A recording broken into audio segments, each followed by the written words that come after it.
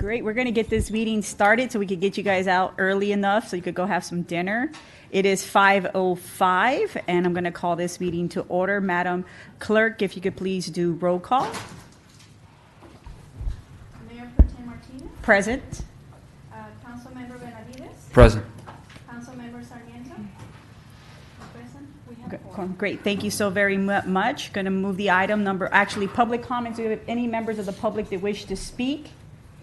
If you have any comments, but if you have an item later on, please raise your hand and make sure to fill out one of the forms, and we will attend to you. Now we have a couple agenda items that we are going to just make a slight change. So after we do the approval minutes, we're going to do item 3. We'll move to 2, and then the general plan land use alternatives will be number 3, and then we'll move forward.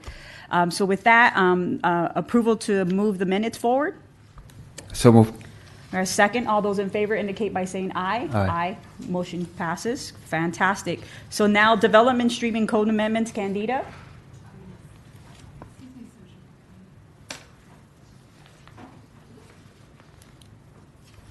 Good evening, council members. The zoning ordinance amendments that you're looking at tonight are another in our series of code amendments designed to streamline our process and make it more efficient for both for the development community as well as for staff. Do I have that one? I'm not sure I'm connected here.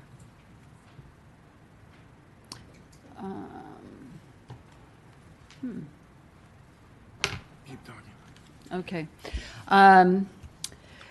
Those of you that have copies of the PowerPoint, I'm going to turn to the next page, which is description.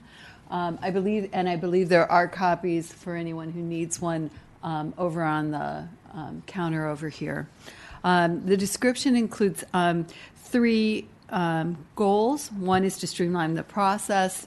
2 is to clarify and revise language and standards. And 3, to update some outdated portions of the code. I'm now on page 3, and I'd like to give you a general overview of the amendments themselves that we'll be looking at today. The first one is service stations. So I'm now on page 3.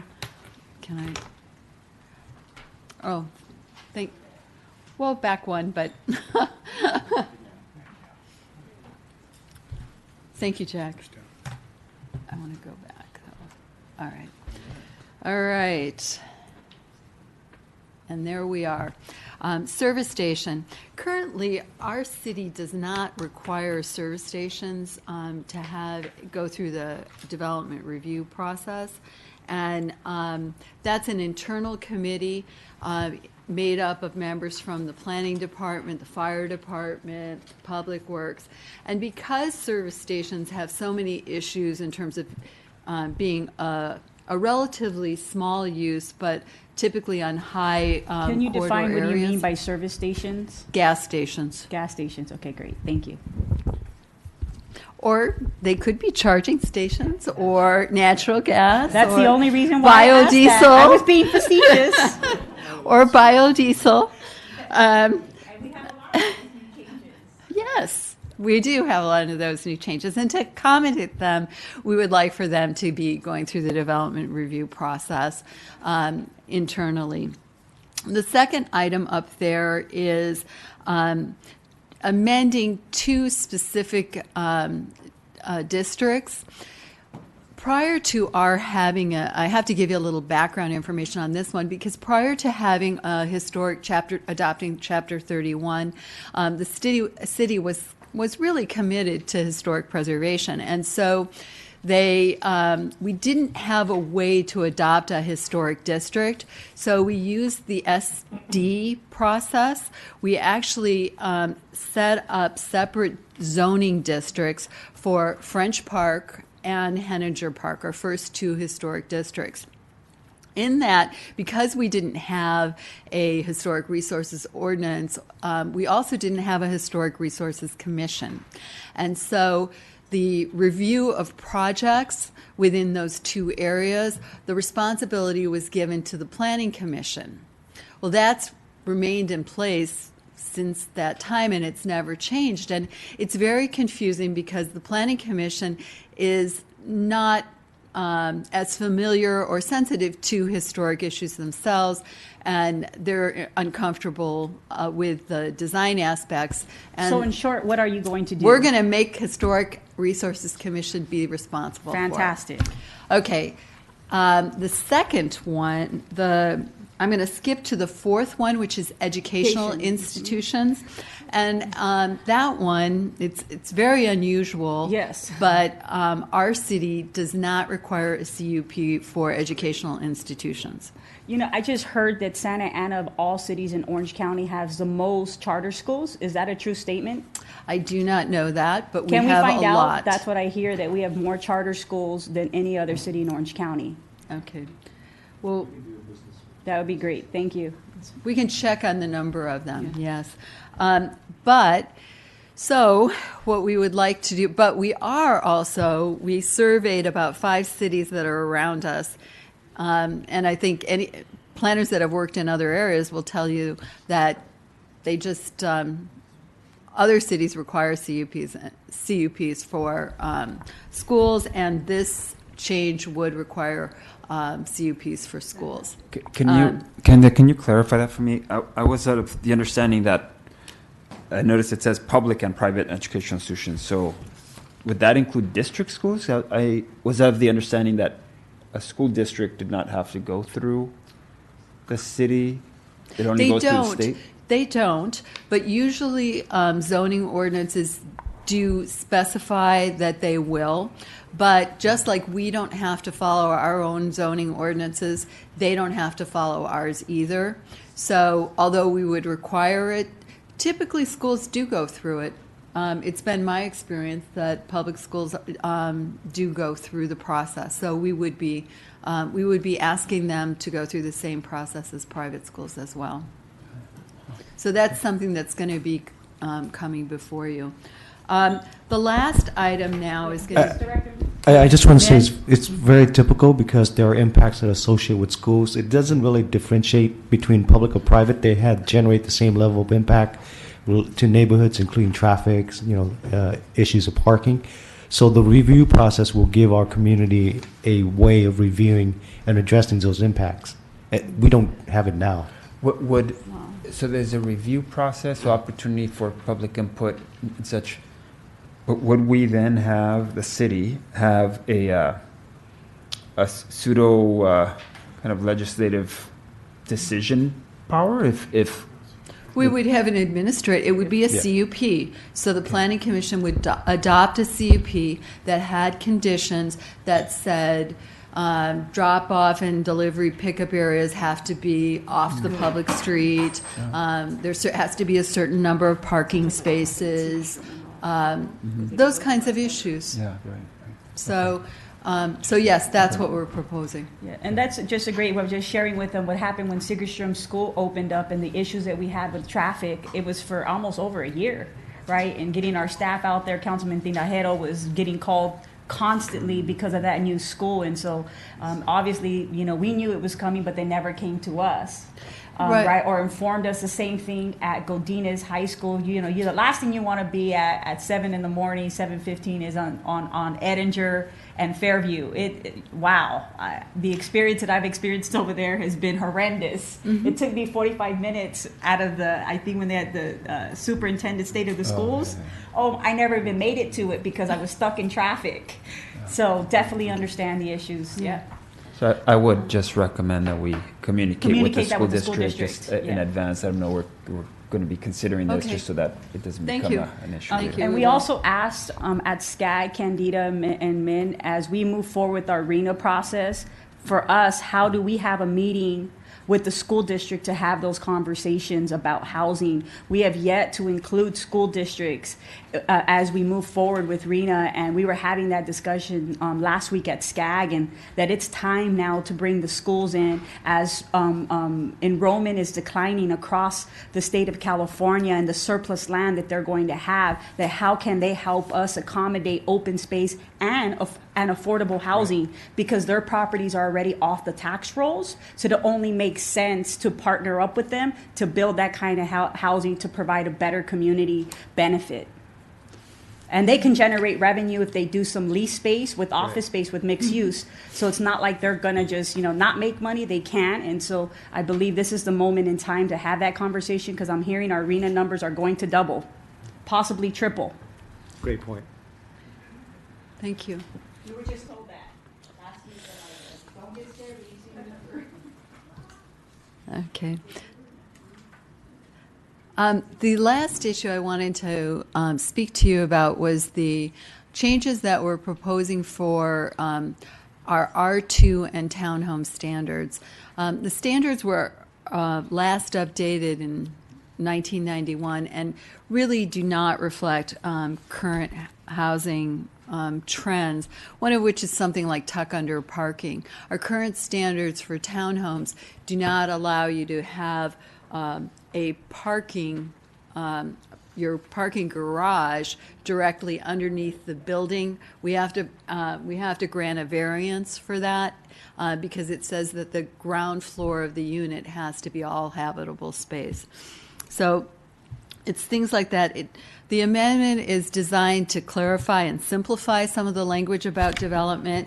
It will also, yes. Candida, also is that change in concert with the state building codes? Yes. And our building codes? Yes, it is. Okay, great, thanks. It also will allow us to do 3-story townhomes. A lot of the product type that's coming out right now are 3-story or 2.5-story walk-up on the townhomes in particular, and it will allow us to do that with a CUP. Currently, we only have 2-story townhomes allowed. It will modify the parking requirements. We're hoping that this will help us address some of our numbers and create new opportunities for low to medium density housing. So the next slide, we're going to run through a little bit. We're going to try to describe the new parking standards. Our existing parking standards for townhomes are 4 spaces per unit, which is very, very high compared to other communities, surrounding communities. And on the next page, I'll show you how it fits in. What we are proposing is 2 spaces per unit up to 2 bedrooms. And then for 3 or more spaces, you would be required to have 3 spaces plus a half a space for every bedroom over. Now, in many multifamily projects, that's not going to be a problem, but townhomes in particular are apt to have more bedrooms. So it's important. Oftentimes, townhomes will have 3 bedrooms or 4 bedrooms, and so it's important to have that extra half space when you go over 3 bedrooms. In addition to that, we are requiring a half a space per unit for guest parking. The next page shows you what other cities have for parking standards, and you'll notice a familiarity to the city of Anaheim's parking standard right there. So, Quick question, Candida. I know we have a zoning for townhomes in that map. I see we don't have a lot of that in our kind of like downtown central part of our city. It's kind of like on the outskirts, right? Is what I'm seeing here. That's Yes. the red line. yes. And so definitely I'm in agreement, but as we move forward, are we going to make slight changes to allow for townhomes as we update our general plan into the central part of the city or our Yes. downtown? Yes. Are there going to be some changes? Bernie's shaking his Okay, head. fantastic. Yes, Great. yes, Thank you. absolutely. Okay, so the next slide here shows you whether, where we could build townhomes, and they're about 6% of our current. And it may not be your, they're really nice products that are out here now, and we just wanted you to show you some pictures of what it could be like, particularly what a 3-story could look like. So you have on the right side, you have 2 products that are 3 stories, and how we can handle. I forgot that ordinance we approved. Was it a small lot or Small lot subdivision? subdivisions? Yes. Are we going to encourage more of that? Yes. For townhomes, right? So we could get.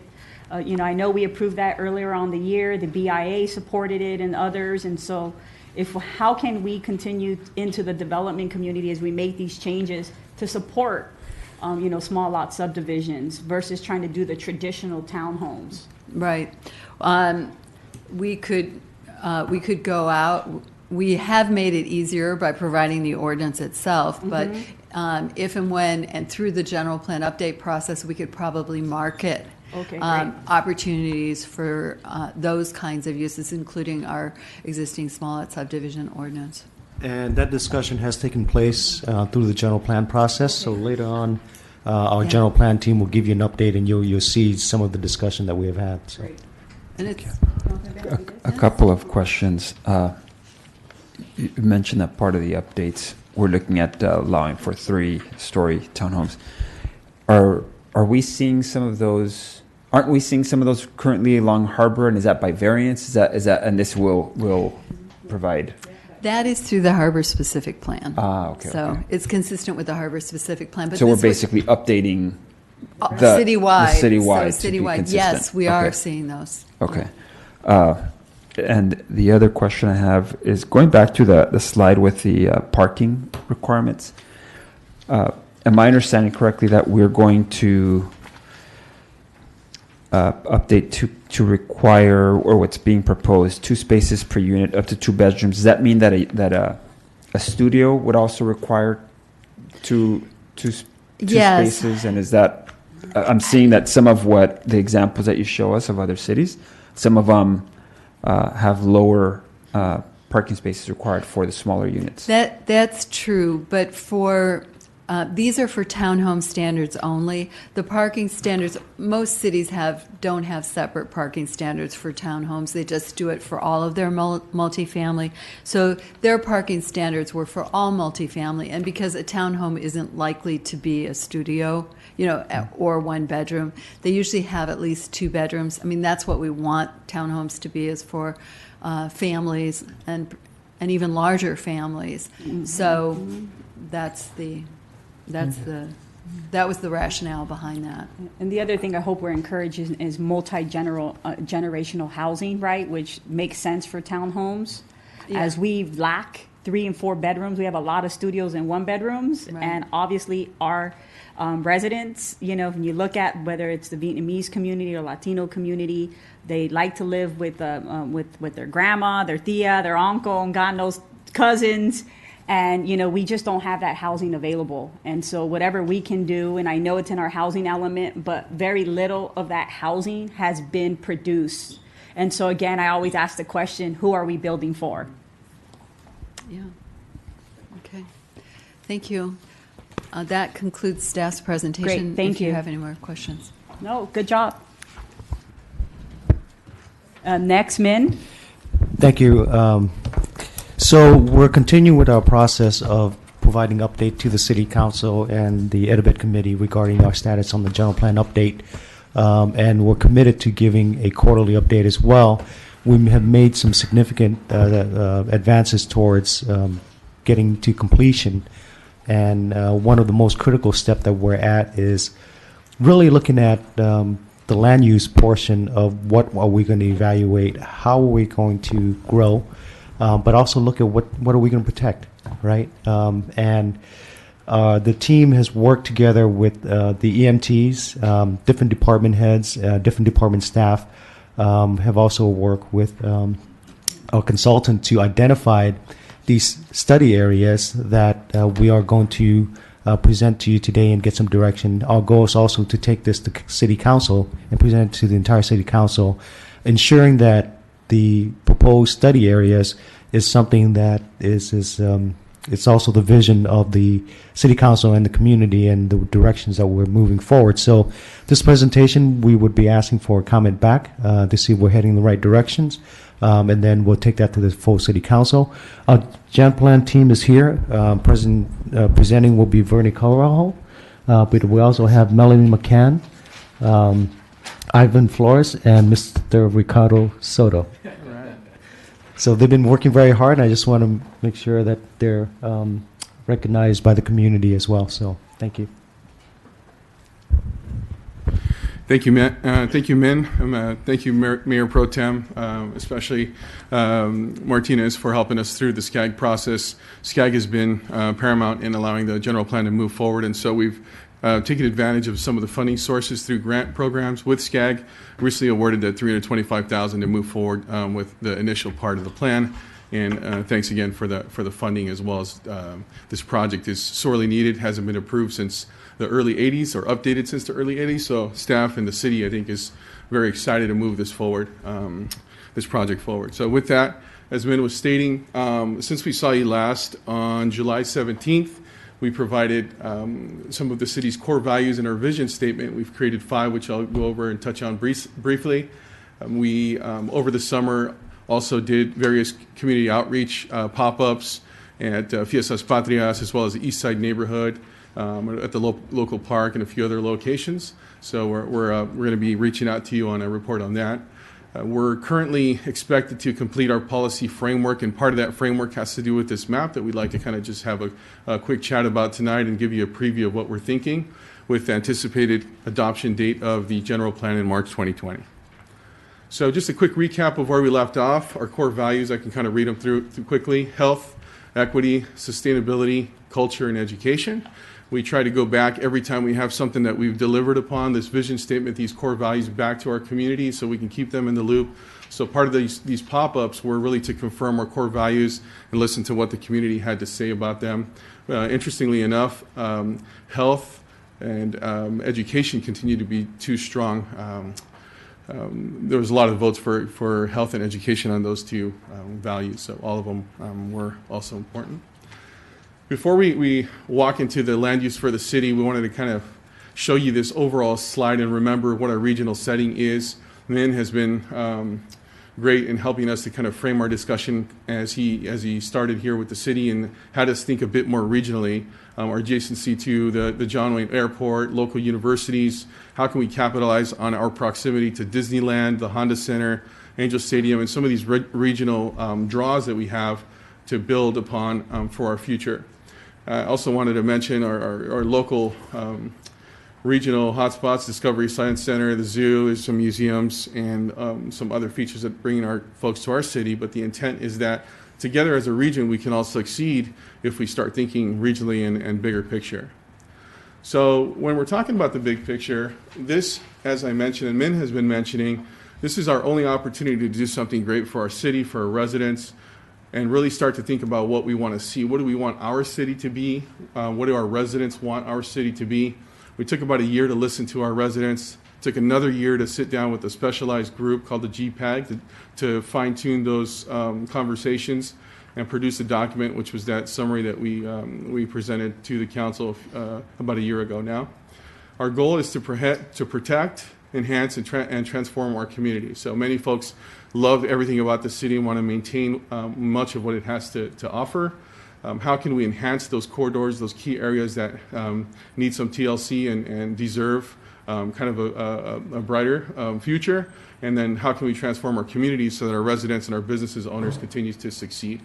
So we want to also talk about some of our priority areas, and then how we can build upon these priority areas and our additional assets all into one comprehensive plan. This slide's kind of hard to see, but I prepared some handouts that have full scale, but I just wanted you to briefly touch on the key plan objectives. Essentially, it goes into a finer grain on how we're going to protect, enhance, and maintain our community, addressing those key priorities, and then building our assets. So some of the things that we call out on For example, on assets, are capitalizing on our presence of our OC streetcar and accommodating for businesses that might capture that tourist market and then link that future streetcar to both the airport and then also our tourist areas, to tourist destinations. So when we're looking at our land use plan, tonight really isn't about the land use element. It's more about just looking at the city as a whole and looking at our existing land use designations. This color chart on the left indicates our existing menu of land use options, if you will, that we have throughout the city. And all in all, we have about 2/3 of single family or low density residential, and then about 1/3 industrial and commercial uses throughout the city. So after these conversations took place, we took a look at our existing plans, which Candida kind of mentioned, the harbor plan. It's kind of tough to see on this slide, but you guys are closer. On the left side there's kind of the teal area that are crosshatched starting on our left, which is the harbor plan. And then the core of the city, which is our transit zoning code. And then you're all familiar with the Metro East overlay zone to the east on the city. One of the things that we keep hearing about is that the development community and the residents at large feel like the city's kind of being exploited, if you will, for its exterior adjacency for the perimeter adjacency to successful cities, Tustin, Irvine, and some of the other places that are really experiencing the real estate boom. So a lot of the development is really centered around the exterior perimeter of our city, but we're hoping to bring that development attention to the core of our city, while at the same time creating linkages between these existing plans so things start to make sense. So, North Main Place Small to the north, Harbor to the west, Metro East to the east, and then the central core of the city really has some potential there to be linked together through a series of corridor plans that we want to go over. So on the southerly tip there, you have South Main Street, and we think that's a vital area for possible missing middle housing, as Mayor Pro Tem Martinez was discussing, for families that want to move in and live and shop in the core of our city. That, interestingly enough, is one of the most densest part of our city. And then we don't want to forget about the existing part of the city. We did analyze what we have in place. We have a very strong industrial base and successful business incubators and larger business spaces for both commercial and industrial users that we want to maintain. And then we want to protect and preserve our historic neighborhoods and our intact single-family dwellings that many of our residents expressed not wanting to change. So we wanted to try to solve for how do we get additional development potential while at the same time respecting our heritage, respecting our past, and trying to keep some of those areas intact. So that's the key behind our focus areas, and I kind of wanted to walk you through these quickly. I know we're limited on time. Yes.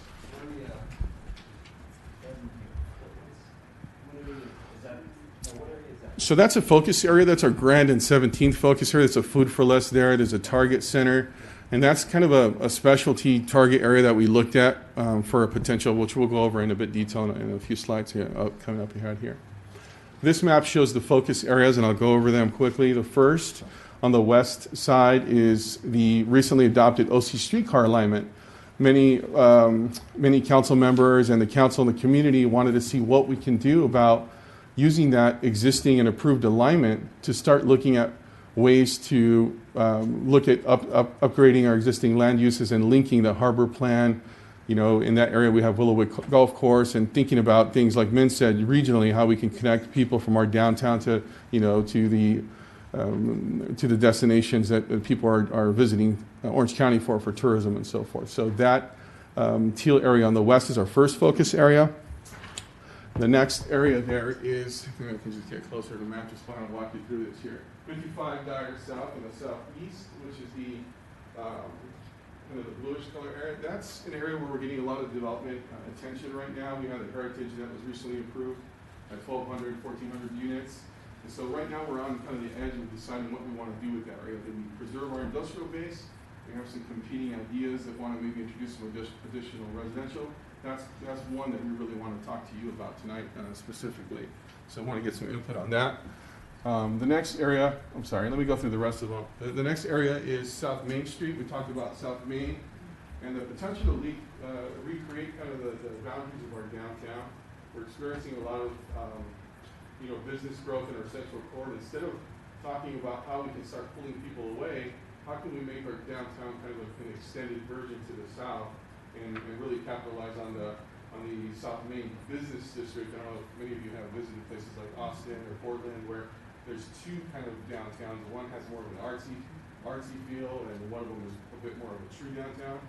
That South Main Street could be something like a Melrose Avenue, could be something that really starts to take off. And the place is already there with the adjacent residents on either side, so don't have to do much with it. Just start introducing additional uses out there. Grab them, just since it's being recorded. Sure. All right, and so let's take a look here. On the north side would be our next focus area for the Main Place Mall. The Main Place Mall, as some of you know, has expressed interest in redeveloping their mall site, but we want to think a bit more regionally as well, and maybe take that boundary of the mall, look across the street at what's happening at City Place, down south over at Discovery, and start thinking of everything as more of like a regional draw, how we can get additional uses in there that start to make sense from a regional level. All right, and then talking about, let's see, Grand and 17th Street. More of a 1970s style single-story retail shopping center development on both sides of the street. A lot of potential for linkages. There's a lot of residents, in those neighborhoods that could benefit from some additional uses there, and potential for some small subdivisions, small lot subdivisions, and maybe low-scale townhomes and things that would match, the flavor and the density of the existing surroundings. So those are, let's see, Main, we talked about the streetcar, South Main Street, Dyer Road. Those are essentially the areas that we wanted to kind of chat with you about tonight. So let me just go through the presentation here. All right, so as I mentioned, the community expressed wanting to preserve a majority of our city. This map kind of takes those focus areas and extracts them to take a look at what's left. So about 85% of our city is going to be remaining intact. Everything that's grayed out is what we're studying. Everything that has color in it is what we're intending to kind of preserve, protect, and enhance those historical neighborhoods, single family, the manufacturing, the jobs, some of the things that I think are doing great, and we need to help to preserve and maintain. The next slide shows the existing land uses together with our focus areas and all these plans that we've been talking about, and you start to see how those linkages actually start to come together on the south side, South Main Street, all the way up north to Main Place Mall, and then east to west from Harbor Boulevard to the east part of the city with Metro East, which was recently extended. So start to think about our core a little bit and give the inner part of the city some love. Sure. Go back one, and the southernmost, remind me what these are. I know this South Main. What we're looking at here? Sure. So that's an existing district center area. So that's where we have some of the activity over at MacArthur Place, MacArthur Village, and then over by what some folks call South Coast Village, but Santa Ana. DC also allows for some original mixed use out there. So there's still some opportunity out there for redevelopment, and that is those two darker areas. Any other questions on this slide? You know what?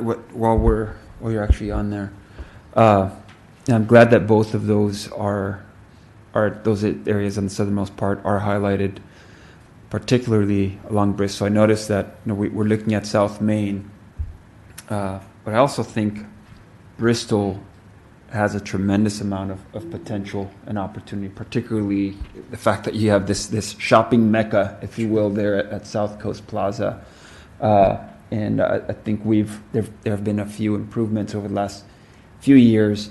Those retail centers along Bristol on the Santa Ana side, although it's mainly been more facade improvements.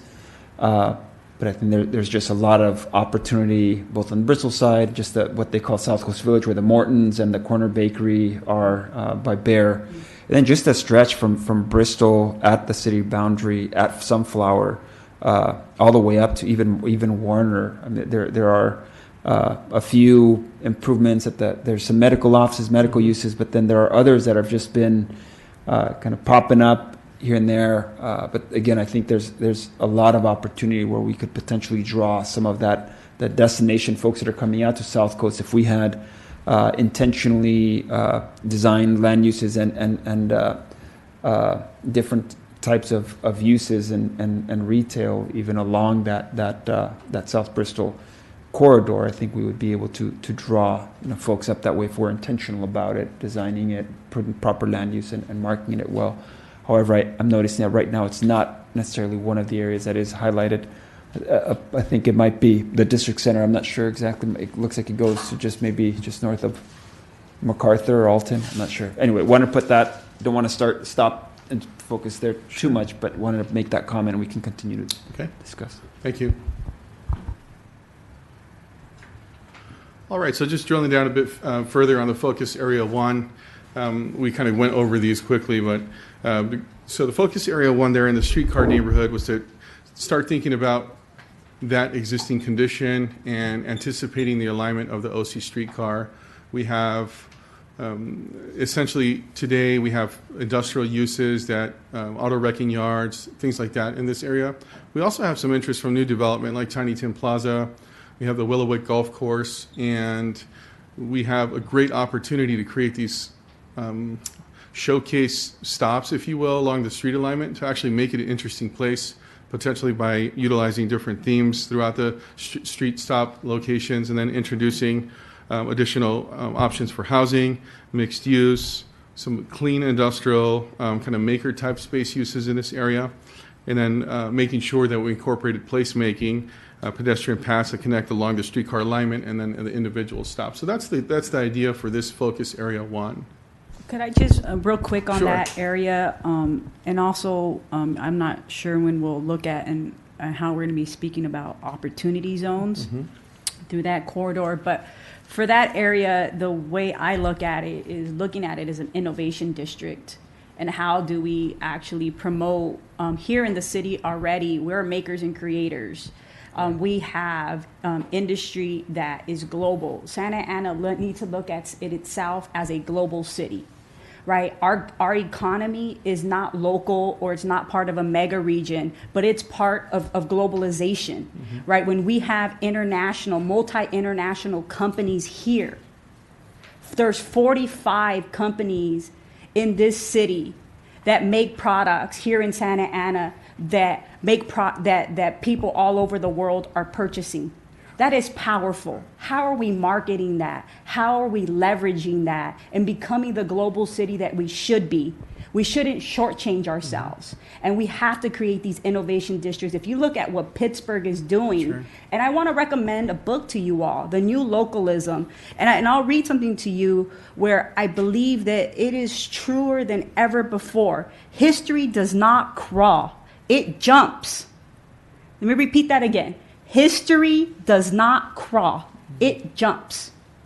And we have seen to repeat over and over and over again. But there are cities that are creating new history and are being innovative and are creating this new localism of networks that government can't do it by itself. It's going to take the private sector. It's going to take educational institutions. It's going to take the community and its human capital and government to come together to create a strong network, because we can't count on the federal government anymore. We can't count on the state government. We have to do it ourselves. And we have the opportunity because we have the human capital. We have some of the best companies that are global in this community, and we're not leveraging it, because we have not created the land use or a district that represents that and that embraces that we are makers and creators, that, you know, this is made in Santa Ana,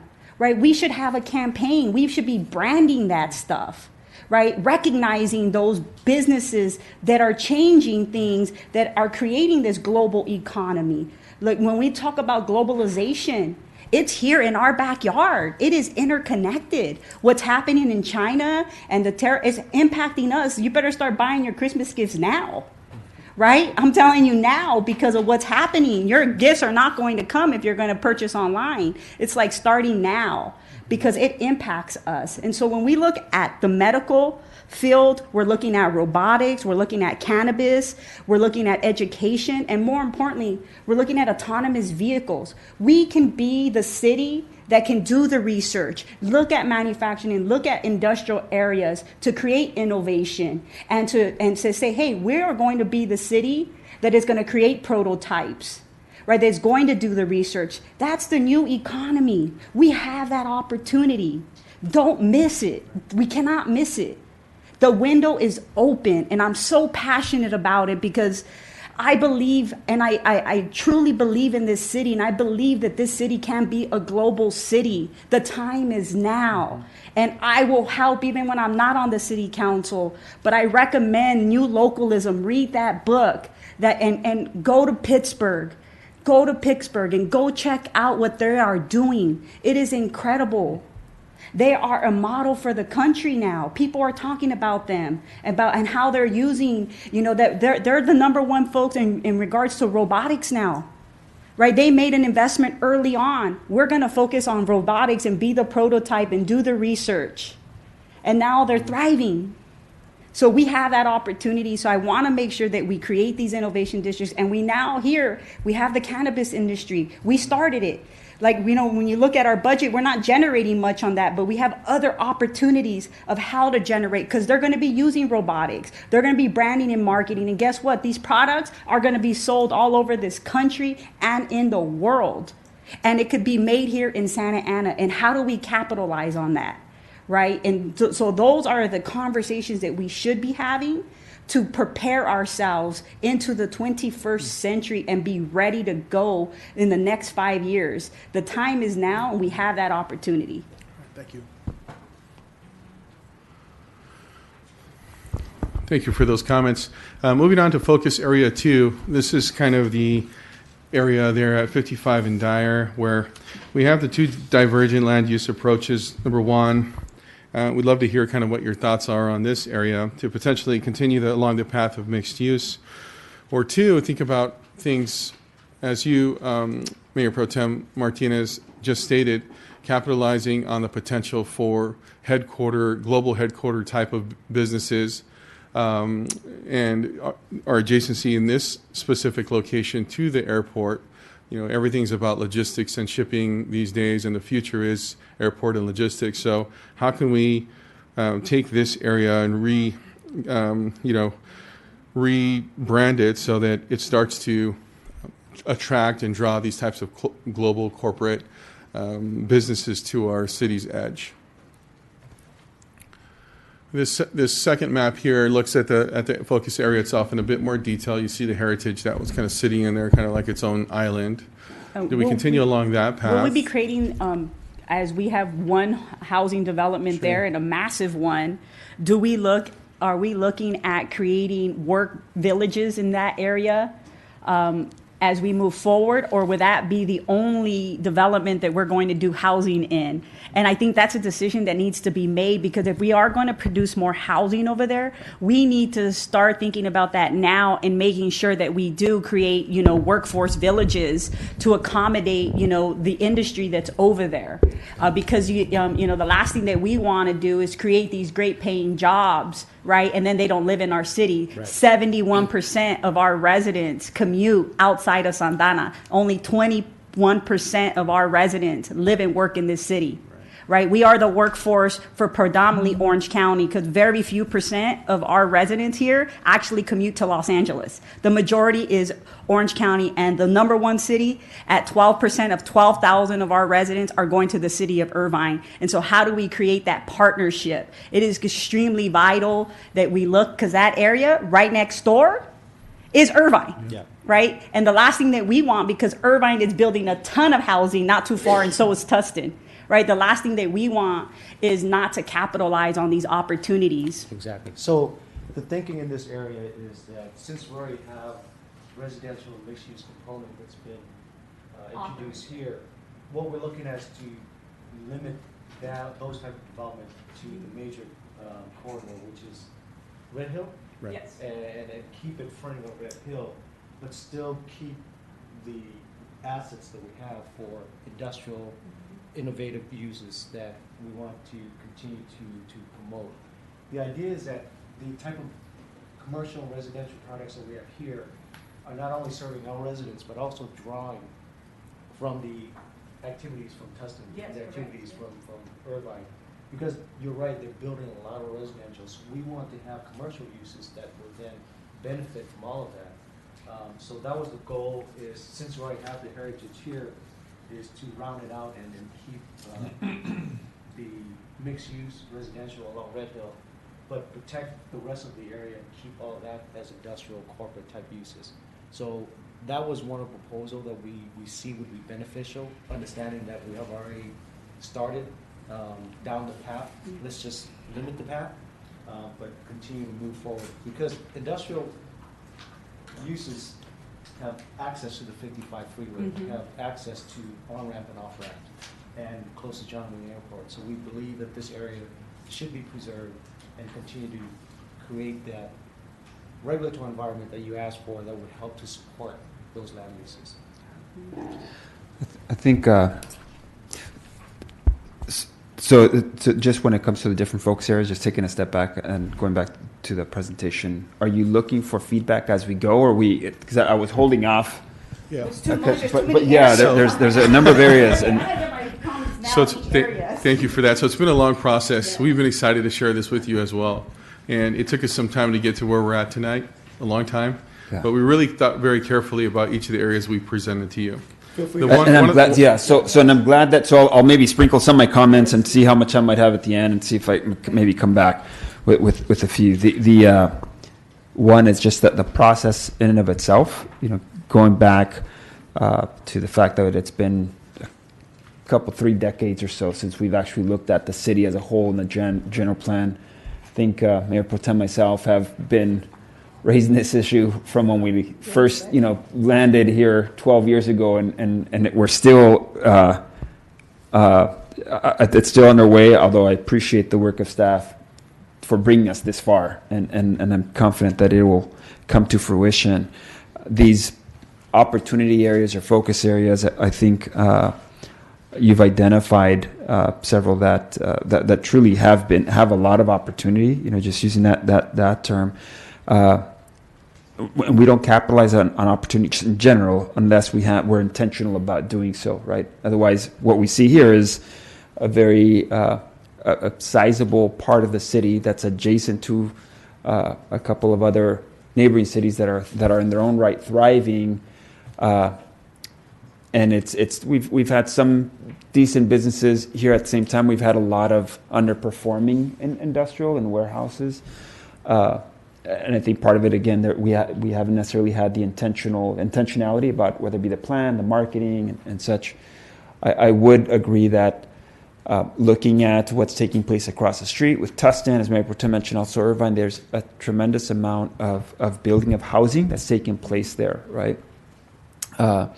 For us to not figure out how do we capitalize upon the housing there? One is there might be some compatibility of some housing, but there's also some potential for some retail as well to draw in some of their tax those dollars spent over into our city. It's also a region. So whatever direction we go in, I think it's critical here and in the other focus areas is that we truly spend the time to look at how we maximize the uses there, and then truly again bring them to fruition. So if it's going to be industrial, and if the purpose is for it to be some of these new industries that are coming forward, then we are going to need to make sure to market that, to state that, plant the flag. This is who we are. This is what this area is going to be, and then march full speed to make that come to fruition. And I say that because there are a variety of different uses that could potentially take place here. I think about the fact that we are close to John Wayne Airport. When it comes to folks fly in for different reasons, whether it be tourism, conventions and such, meeting places, or conventions, conferences and such, the closest truly convention or meeting space, it's Anaheim, right? As far as like a significant area people are going to go to gather and hold their conferences or meetings and such. That's a little bit of a trek from the airport. Yet there is potential. Where I'm going is, have we ever thought about creating a space closer, a smaller type of convention, a place for conventions, place for meetings? Again, if there is as we study these areas, if we decide this is part of what we want Santa Ana or this area of Santa Ana to be, then we can plant our flag on that. If studies show that there's opportunity for that, and move forward to make that come to pass. So if we just say it's going to be industrial and we move on to the next, and it's going to continue to be what it's been, and yes, it's been industrial, but it hasn't necessarily been a thriving industrial area. So there's a lot of opportunity in Santa Ana. So those are some of the feedback, and I think there might be some question like that or some comment from staff. But it's so again, just as a quick recap, both that the residential, the creative, also mixed use, creative retail. I think there's opportunity. Industrial, potentially, we can continue that so long as we commit to try to identify how we're going to make it a thriving industrial area, and or thinking outside the box to look at, is there opportunity to do something that's a little bit different that would tie in folks from the airport and, again, this destination convention type of area, or even entertainment. So as we look at that area as well, my comments would be, and going back, is really making sure that as I look at that area and that industrial area, is a lot of technology over there, and we are in the process of, and I think we had our launch as we look at our fiber optics master plan. And we can be, there is no other city in this county that's doing this. And how do we capitalize, one, as government, but partner up with the private sector? And looking at ways to one, generate revenue, create our own utility, to produce and provide, high-speed internet to our business community, but more importantly to our residents and our government partners. Right, we have that opportunity. We have cities, whether it's Irvine, whether it's Tustin, Costa Mesa, Anaheim, and Garden Grove, and the county, they would jump on board immediately. And so as we look at that area, it doesn't mean that it's going to be hubbed here in the Civic Center. There's another opportunity. And as I look back, and I just want to just read this, because Pittsburgh and Chattanooga, right, they decided to create the smartest energy grid. Right, that was their testing lab, and that's what they're doing. But Pittsburgh's decision is to have a living laboratory, right? And so for them, they're testing driverless cars. And Chicago, they're doing public data for entrepreneurs and technology firms. So the role of cities as markets enable them to also market markers and granular and in novel ways, right? So what they're saying here is that we have an opportunity to be that entrepreneur. Even though we are a system, an ecosystem, we also should be thinking like the entrepreneur and being able to partner. And so when we look at this opportunity in creating our fiber network master plan, how do we create that utility? There's no one else doing it, and there's definitely a need. Google tried to come in here. They went into Irvine. They got kicked out, right? And you have other companies like GE in San Diego, and San Diego is trying to be an energy grid, and also the Coachella Valley. Those cities are really focused on creating energy grids. Here in Orange County, predominantly Irvine, has really been focusing on biotechnology, right? And the medical field and research. We're next door neighbors. How do we capitalize on that opportunity beyond just the living, the retail, but wanting to make sure that we're able to keep our investments here and be part of that entrepreneur spirit?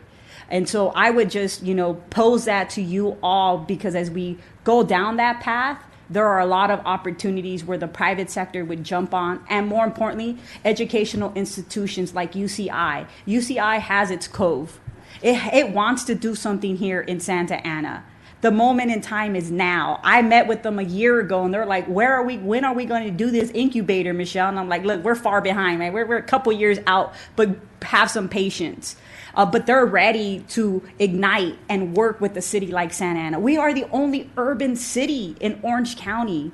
And we can capitalize on that, and they want to be here as the hub. We can create these live, hubs here in Santa Ana, and that area is right there. It's not too far from UCI. It's not too far from Irvine and the medical research that they're doing, and the businesses that we have there. We have Medtronics not too far from there, right? So we have that ability. We just have to study in what we have and connect the dots.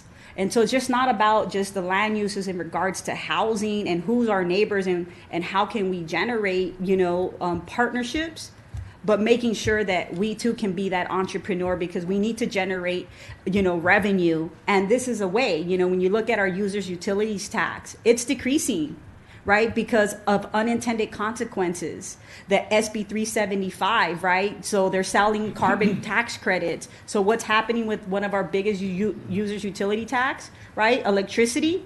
For years, I've been saying this, it's continuing to decline, and there's, you look at the, the finances, it's declining, and it's going to continue to decline. There were unintended consequences with state legislation that they didn't think things through, and now it's impacting us at the local level. So we're going to have to look at other utilities, and the best one is fiber.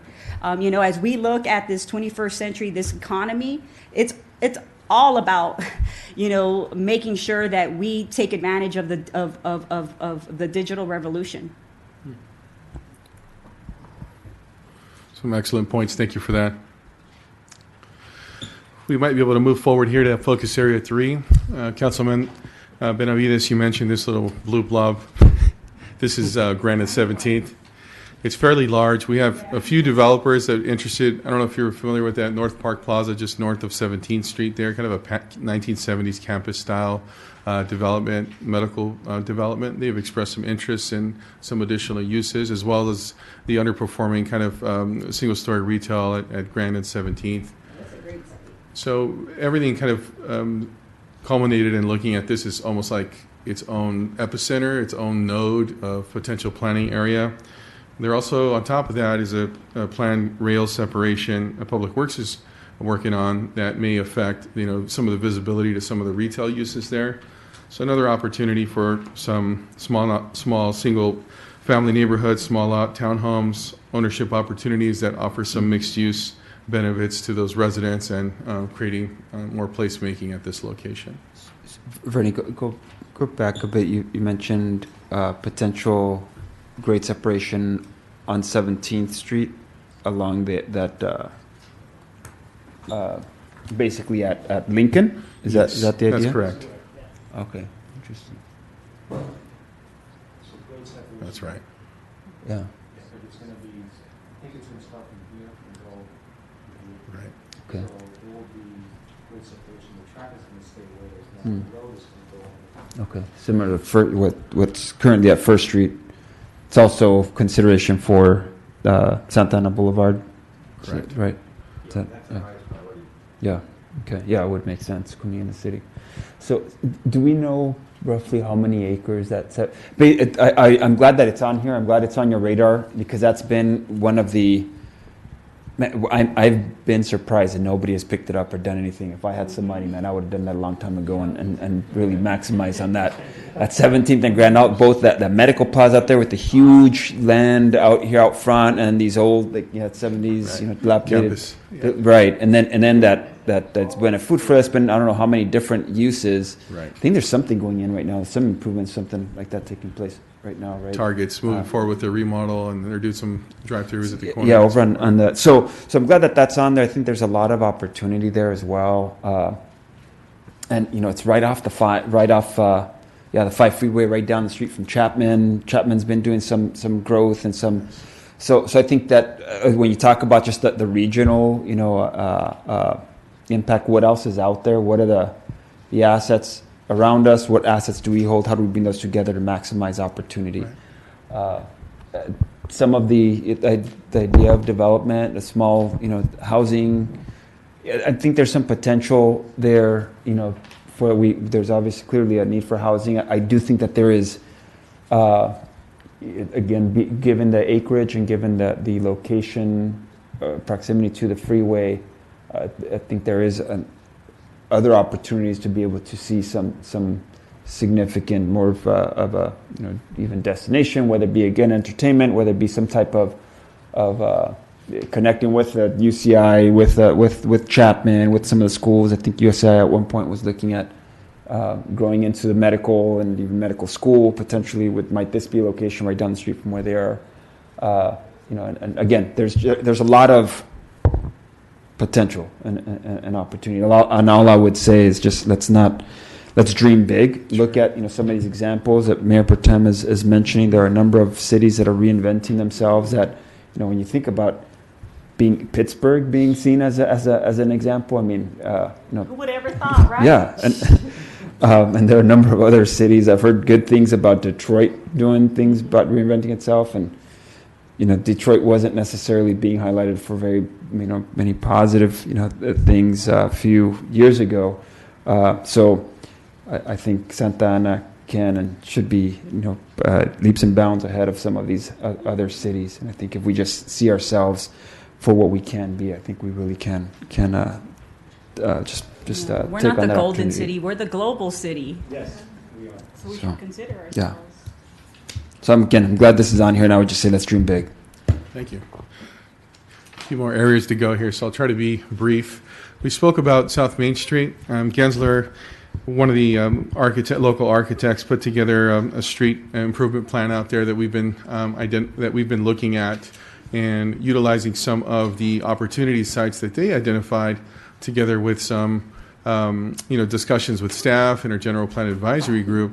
Thought that this focus area 4 on South Main Street made a great opportunity for missing middle type of housing, integrating with the adjacent neighborhoods that again are the two densest in the city, and create some more opportunities. When I say missing middle, what I mean is things like townhomes, fourplexes, quadplexes, places that an average family would really want to live. We're getting a lot of the high intensity residential uses, stacked dwellings, things like that. But it is nice to once in a while have a variety of housing options for those that want something that's a bit more pedestrian friendly and neighborhood friendly.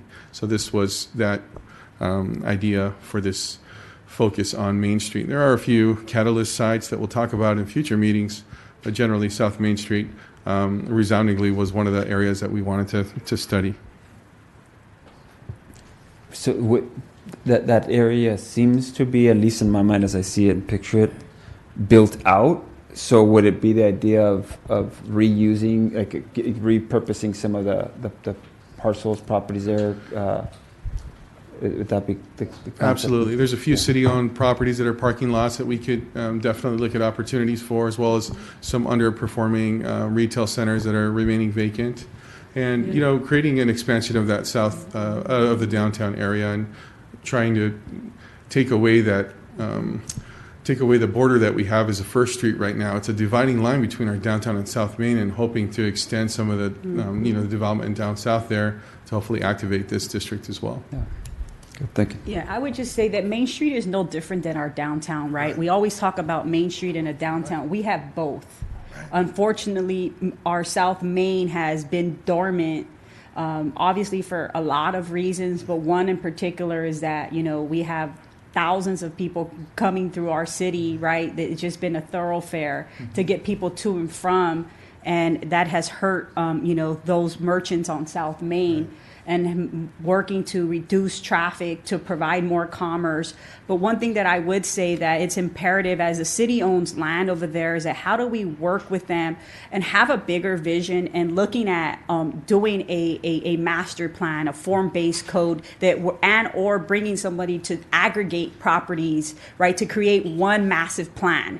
And this is the moment in time to do that, because you have the private sector that is eager. We can be that carrot and do form-based where it makes sense, so that we don't do one project at a time, that we do it all at once and give that opportunity.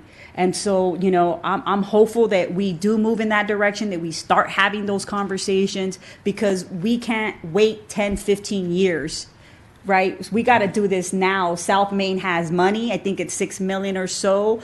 That is seed money. How do we capitalize on that and with the city's property and bring in somebody to help, do that heavy lifting for us instead of just doing one project at a time, because we're never going to be able to get that area moving fast enough to bring it into our downtown.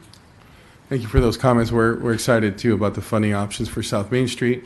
We're hoping that through some of the land use changes, we can create a place that would start to come around fairly quickly and transform itself. So. Great. All right, and the last area that we want to talk about tonight is North Main Street there at the Main Place Mall area, together with the Discovery Science Center and what's happening across the street. As Min had mentioned, we're looking at the potential for some regional draw. I know this area looks like Texas a little bit, but gives you an idea of what we had. We have a lot of amenities in that area. We have the creek. We have a lot of mixed use opportunities.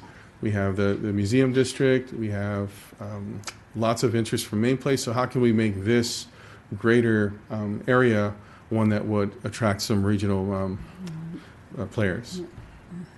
The only thing I would say there is connectivity. We're not connected over there. The connectivity is extremely important. Placemaking is already there, right? When you just mentioned all the amenities, right? The open space, the park, the bike trail, you have, these malls, but there's no connectivity, right? And that's really missing. And so if we can actually connect that area and create those synergies of placemaking, that place is just going to take off, right? Because it's not missing a lot. Right? You have the bones there, but you just need to connect the dots, and we have yet to do that. What's the southernmost boundary there? Are we? Is it the five? It is the I believe five, that's right? Edgewood, right? Okay. Okay. So Below that, that's really more of a link to our downtown, but it's also our museum district. okay. It's something that we already have, and it's something that we've talked about continuing to help promote that. Yeah. The hotels can be a good catalyst, but also linking the queue, the boundaries of the kids. Yeah. It's just totally So- disjointed. Yeah. So for that reason, I'm glad that you already have in mind that those forming and creating those linkages and identifying again what are the assets that we have, those that are there, and then isn't that 1666? That's just right down at Yes. right at Main and 17th. So similar to the South Main, there is opportunity, North Main as well, if you will, and there is the concentration here of activity, not yet still some opportunity. I would just say that let's not lose sight of, or just let the freeway be a natural boundary. I think there is still, again, some opportunity down, even if you were to stretch it down to 17th, where there's the Bowers, the Kidsium as destinations that can link up into, because I think, from what I understand, Main Place also, and part of their vision is to create themselves as a destination for entertainment, and so so it probably makes sense to even look at that whole area It really makes from. sense because we took this time to really analyze what they're proposing and how well it matches up with what we're envisioning. So it's already an asset now. We want to enhance this asset. That's good that you mentioned. And one of the other things too is that how do we look at taking these, I say four corners, but linking it so that we have right now the streetcar linking east and west, but we need to create something that goes south in terms of public traffic. So our discussion has been is also looking at something that would help to create that local connection. Yeah. It's funny, even that was literally going to be my next. After you were done with your comment, I was going, no, but that's exactly it. When we talk about South Main, part of what Mayor Pro Tem was mentioning right now, it is a fairly, your 4-lane road, kind of a fairly fast-moving, or maybe not so fast-moving, but a lot of cars, because there's a lot of traffic, but a lot of cars running through there. But in essence, you're just driving through. You don't necessarily, it's not necessarily currently the flow, it's not designed such as that you would see even stop, slow down enough to see what's there, to stop and patronize the businesses there. However, if there was some type of of public transit system that would, a streetcar type that would, bring people, up and down that main street down to South Main. I think that would be a key, component that would activate. Yeah. And the last thing that I would just say there, because we have arts, we have museums, we have institutions, we have a mall, and if we look at ourselves as a mega region, we have an opportunity to capitalize on what the other cities are doing, right? So you have baseball, you have hockey, right? You have volleyball. We may not have those teams here in this city, but you can create some kind of attraction. And what I would do on Main, if I were king, or queen, I would actually do a Avenue of the Stars. And that would be of all the athletes, professional athletes at a modern day high school, professional athletes that come from the Angels baseball team, from our volleyball, from baseball, and create that, right? You want a destination, you want to slow traffic down, do a Avenue of the Stars, right? With athletes. People love athletes. They love movie stars, but we also love sports figures, and we have them here. Imagine being able to get Pujols, doing a Pujols star on Main and getting him to come down and taking a picture, or one of those famous, hockey players, volleyball players. So those are the things that we need to be creative and allow for that space. You're going to get people to stop, people to visit. Right? Those businesses are going to want Pujols' star right in front of them, right? So let's start thinking about those opportunities and creating these mega regions and understanding the opportunity that we have. Don't that's Anaheim and that's Irvine or that's Tustin. No, embrace what they're doing, because we're a local mega region. We are all interconnected, right? We may not have those sports teams, but it's okay. We're going to go ahead and capitalize on them and put an Avenue of the Stars. So I just want to, Main Street is a perfect opportunity to do that. That's great. Thank you. Thank you for backing us with the I'm beyond crazier than you. So I appreciate the time to allow us to walk you through the 5 focus areas.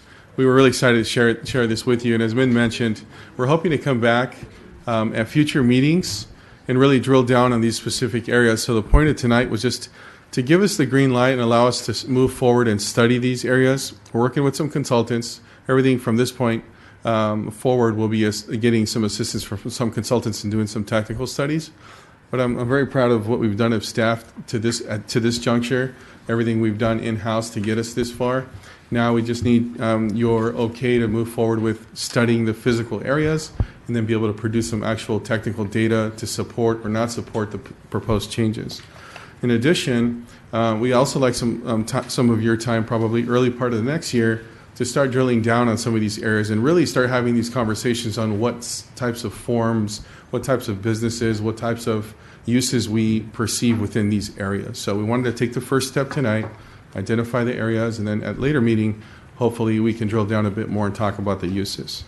Our next, as you mentioned, as Min mentioned, this was kind of a quick peek, a quick preview of what we have going on. But on the 16th, we're hoping to present this presentation or a version of it with some of the feedback you provided tonight to the entire City Council to talk about the study areas and share that with them.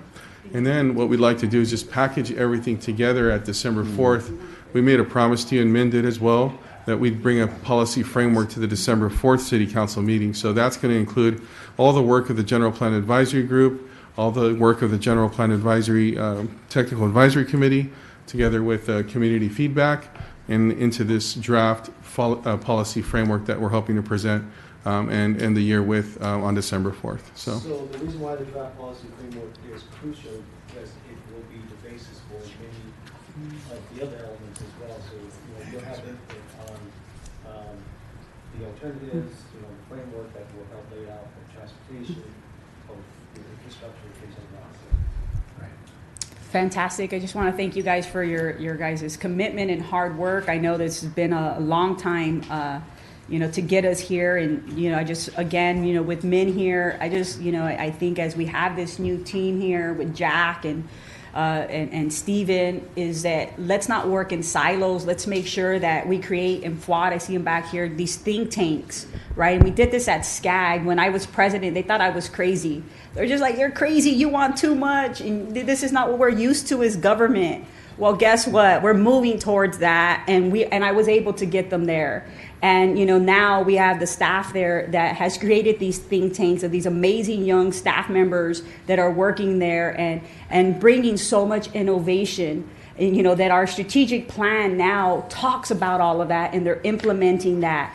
We have the opportunity to do that as well. You have a very talented staff here that can be your think tank, all the way from the ground level up, right? So the people that are on the ground every single day that are out there in our community, they're intelligent. They understand what this community is, what the culture is, and capitalize on that talent. Create these think tanks internally, and bring these different staff members together and have brown bag lunches and talk about this and share these ideas and put them online when we have our our portal platform to share these exchanges. Because I think as we're able to co-author this new general plan, and not only having the employees co-author this, it's city council, but it's community, more people will embrace it and want to support it, right? Because there's a sense of ownership, right? So every employee should have its hands on this shared vision. This shared vision should not just be from the top level down. It needs to be from the ground up.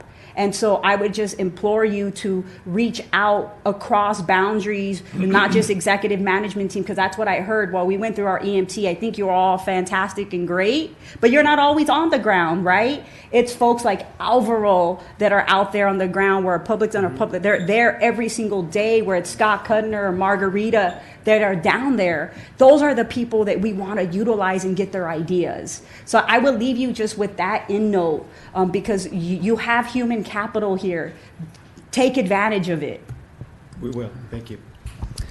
If I can, thank you, Mayor Pro Tem. So you're seeing in some of the comments tonight, some ideas. We're very passionate as well. We believe in Santa Ana. We believe in the tremendous potential that our city has. Michelle is crazy, but it's a good crazy. A lot of energy. So men, keep it going, man. There's definitely a vibrant, strong future for our city.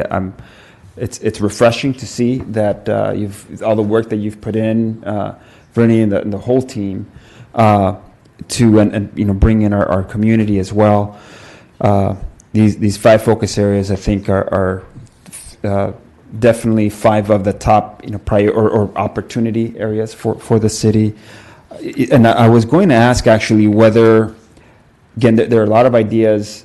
We've shared a few. You might have some, but I was going to ask whether there are any folks that do this, like focus on these type, basically consultants that and that was exactly, I think I heard you mention it. Can you tell us a little bit about that, about who, or is it one or a couple that are coming in? Are they reviewing all 5? What's going to be that?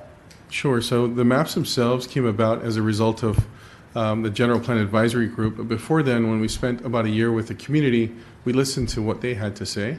So when we created the map, that was a product of the community and the General Plan Advisory Group. We're working with MIG, which is a land use consultant at the moment, that helped us to kind of frame the outlines of these study areas and help us to kind of, through a charrette that we had, define some of the key talking points, if you will, of the boundaries that we've established. So without your support, we wouldn't move forward with them and studying the areas if we wanted to edit them or reduce the size or say, hey, we're going too far. I think the ones we have identified, we've thought about, as I mentioned, very carefully, and we're excited to move forward with future study of them on the technical side. Things like traffic, air, noise, all the different layers above land use, we'll be able to kind of get started on now so that we begin working on our draft.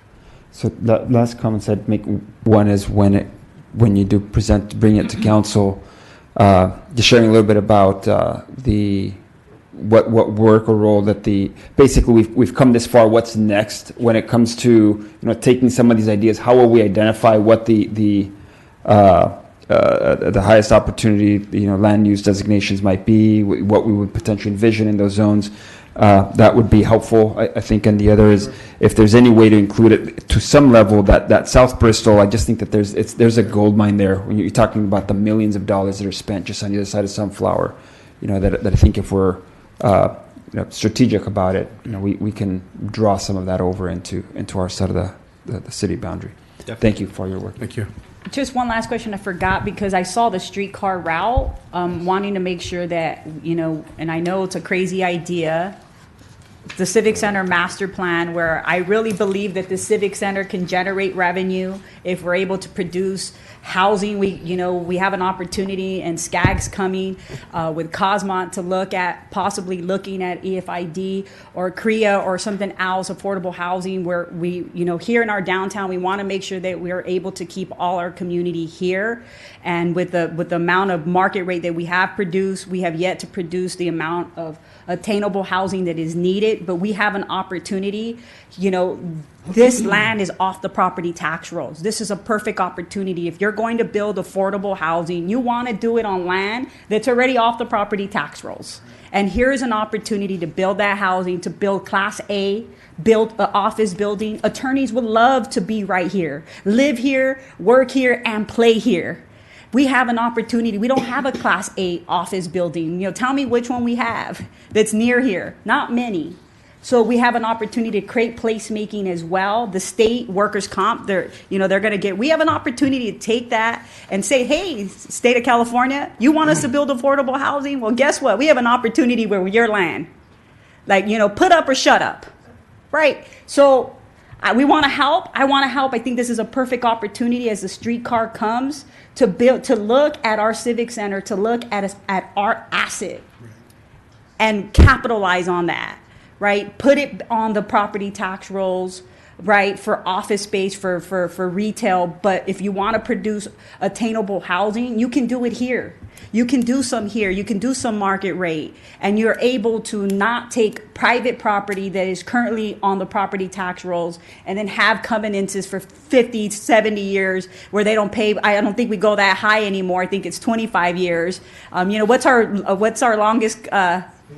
55. Well, so we're still at 55. So we have an opportunity to do that here, right? So let's continue to look at that.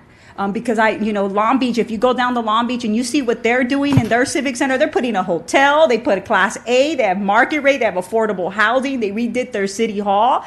Obviously, I don't have meetings at City Hall. You all know why. All my meetings are here. Right, so we have that opportunity right now, and we can capitalize on that. We look at our redevelopment too; that's gone. But we now have these other tools. We can't get, capture those credits or anything else if we don't utilize those and capitalize on that now. And I'm gonna tell you right now, our inclusionary housing ordinance is not producing the amount of money for us to build attainable housing. It's just not. This is an opportunity to do so. I'm asking this to come. SCAG will be coming to present these new opportunities to make that happen. And I believe that will generate enough revenue over time to help build the affordable housing that is needed in this city. And because we can't wait 15, 20 years. I think our residents need that kind of housing now. And even though we're trying to push the market rate developers, we need to figure out a different way to accelerate that, because we're seeing people being displaced, and more importantly than that, beyond displacement, we're starting to see people end up homeless. Right, and so we have an opportunity, and we have those tools to utilize them. So here we have an opportunity. Let's take advantage of it. Great. Next is the update on the YMCA. Stephen. Yes, thank you. In the spirit of time, I'm going to continue through some of these slides because you know the background. Yes. But when we last left off, the committee challenged staff to do some matchmaking with two of the proposers. We wanted to report back to you that both Howard CDM, which was the partnership with OSHA, and then the other person was Caribou.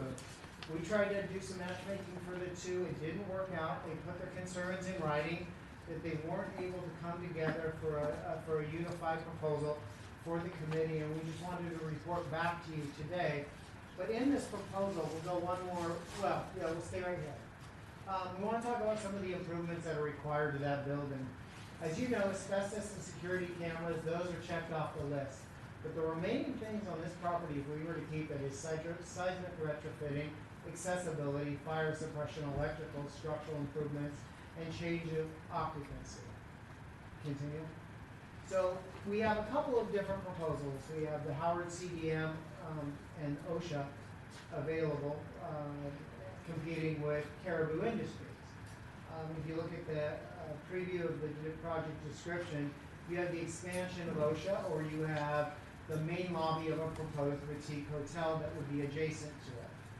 The initial investment by Howard CDM would be none. The initial investment of Caribou would be $825,000 investment within 180 days.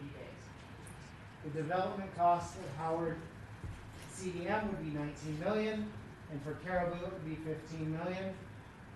Construction timeline of Howard CDM would be 8 months after entitlements are received, and Caribou would be 24 months after entitlements received.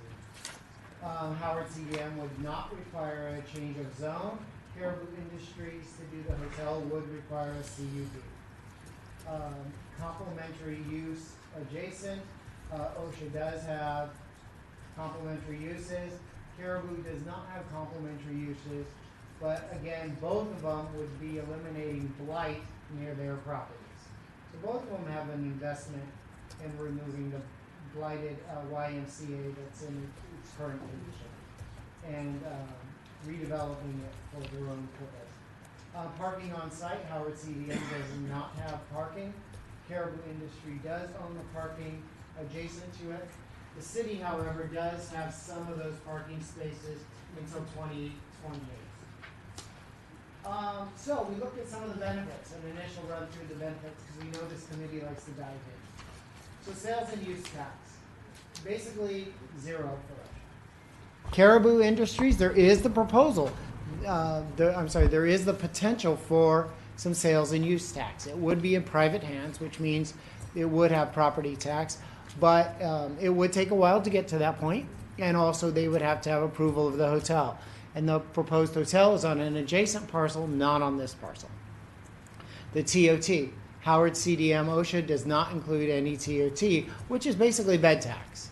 Caribou Industry does propose a bed tax if the hotel that was adjacent to this was approved. Property tax, flat line for OCSA. Caribou Industry would be on the rolls again. Would turn to the rolls, it would be taxed based on its value. Its current value, not so attractive. Its future value has an attraction to it. Business license, basically zero for OSHA. Yeah, for Caribou, it would be, it would start generating a business license tax. Community benefit, it's all in how you measure community benefit. OSHA certainly has a benefit to the community. It's been a great partner for all those years. And the Caribou would have a community benefit, but not as measurable as traditionally. This would be a private enterprise. Utility user tax, we benefit from both. Right now, the place isn't generating much utility user tax. If it is, we're paying it. So next slide. So Howard CDM, they're partnering with local nonprofits, high community benefit.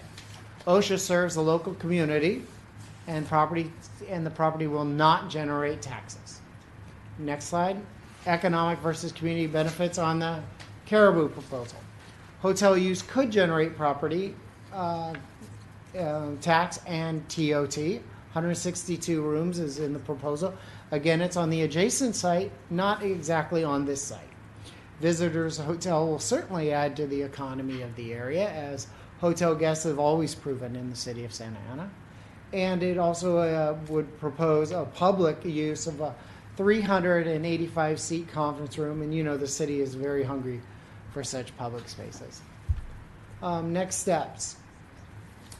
Further economic and fiscal analysis could be warranted by the committee. If the committee was interested, you can certainly instruct us to go hire an economic and a fiscal analyst to tear apart the two proposals narrowing the 2 to a 1 based on economic and fiscal analysis only. Or we can proceed to City Council for approval of one of the two options, an ENA with Howard or an ENA with Caribou. And that is it. Tough choices, we know. Councilman Benavides. We're sympathetic to that.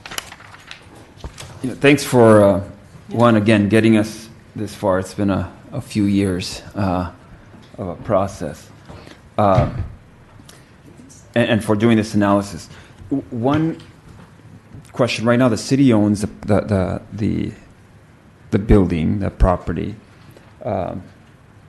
Both of these proposals are intriguing and bring a certain level of benefit, whether it be economic or community.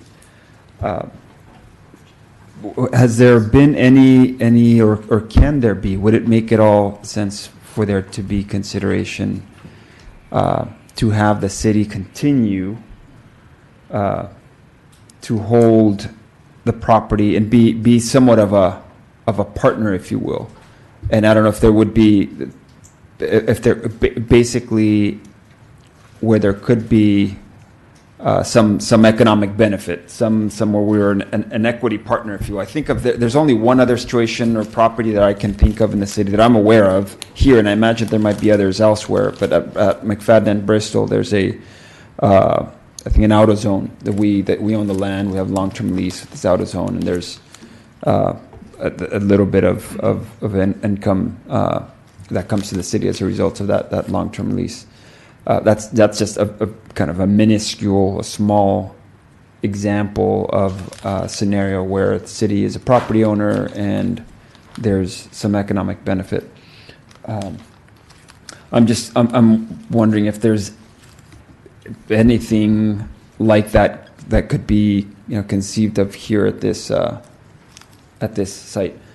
Well, if I could respond to that question, council member. One of the attractive things of this, if you can narrow it down to one, you enter into what's called an exclusive negotiation agreement. You have a period of time to negotiate, and that gives you you direct staff to negotiate in that direction. That if ultimately you're interested in keeping the property and leasing it and seeing if the proposer is interested in being a tenant of yours and doing the improvements for maybe a 30-year land lease, we certainly could bring that up and introduce it. So your terms don't have to be locked in today. Your terms don't have to be locked in when you select the one. When you tell us to go negotiate an ENA, you give us parameters to go act upon. And we will bring back those parameters in the form of a draft ENA. That'll go back and forth a few routes until we can satisfy with the city council. And also the developer. So the keeping in somewhat of the theme of the previous presentation and discussion, I think both myself, I can't speak for Mayor Pro Tem, although you've heard a lot of her ideas, her energy, and just this theme of thinking outside the box, looking at what can we create that is innovative, that is of maximizing benefit to the city, to our community long term.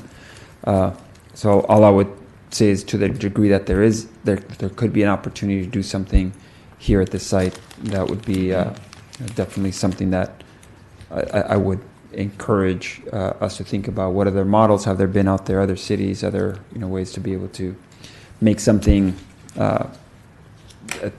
just outside the box, creative, and an amazing opportunity, or be created for the benefit of the city.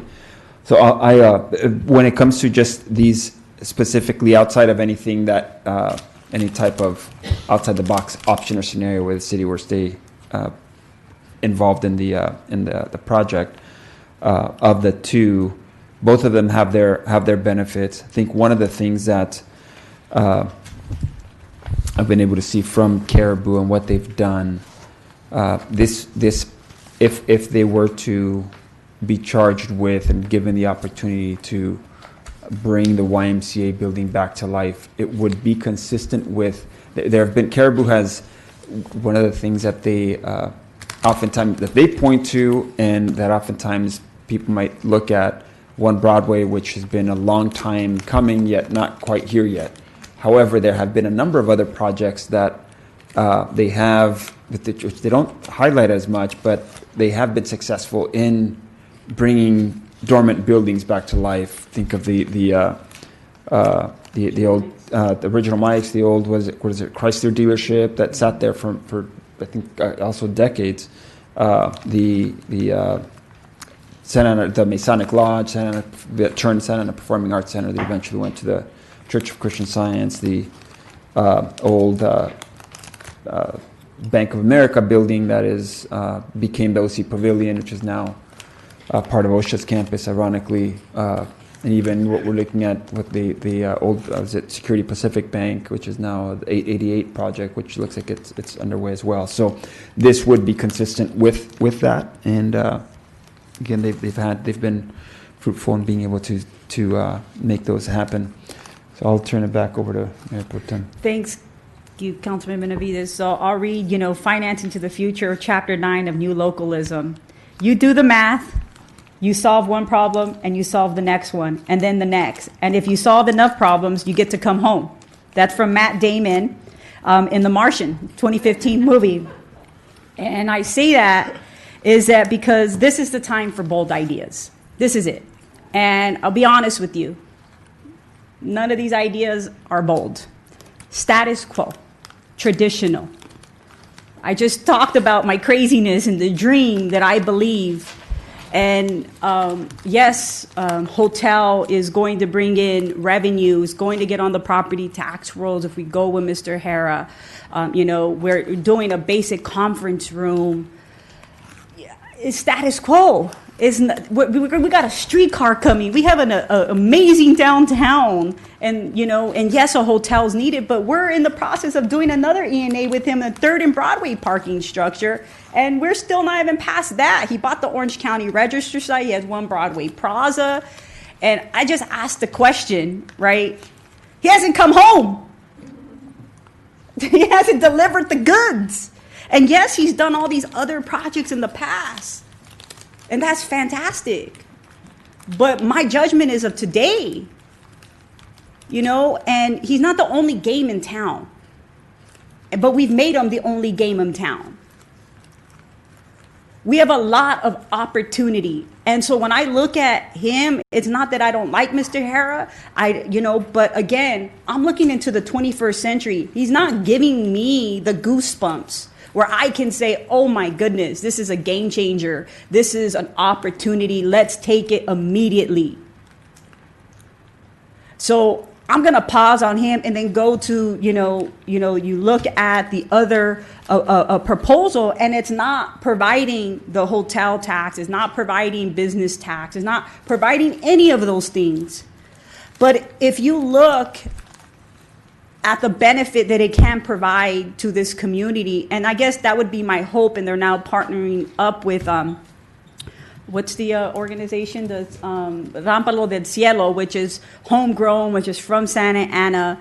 That is fantastic, and it's great, but they need to do more, right? Santa Ana has been overlooked. When you look at the High School of the Arts and you look at these other charter schools, you have so many outside kids coming in to this school and not generating enough talent, because the talent is already here to help some of those kids get to those amazing schools and given the opportunities to benefit.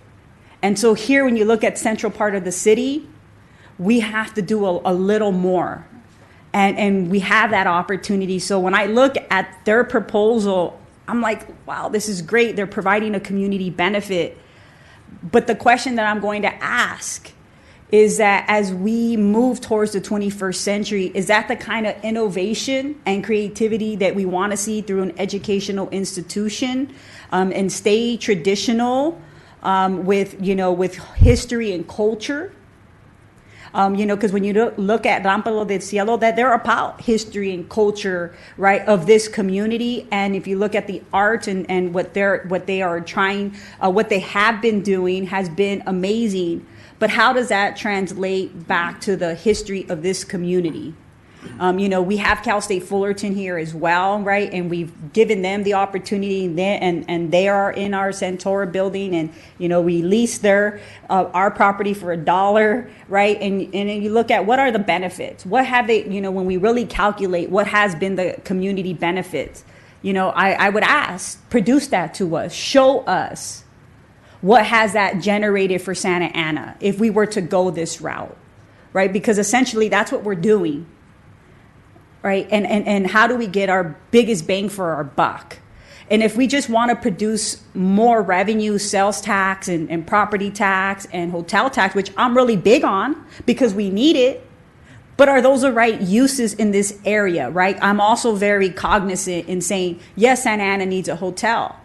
Is that the right use for a hotel there? Or is it going to be in the downtown, right, where we have that nasty parking structure that is really blocking, our entire downtown, essentially? Is that where we're going to make the investment with Mr. Hara, or are we going to do it at the YMCA? Because how can we give him the YMCA and 3rd and Broadway? I just would ask that question. And how far along?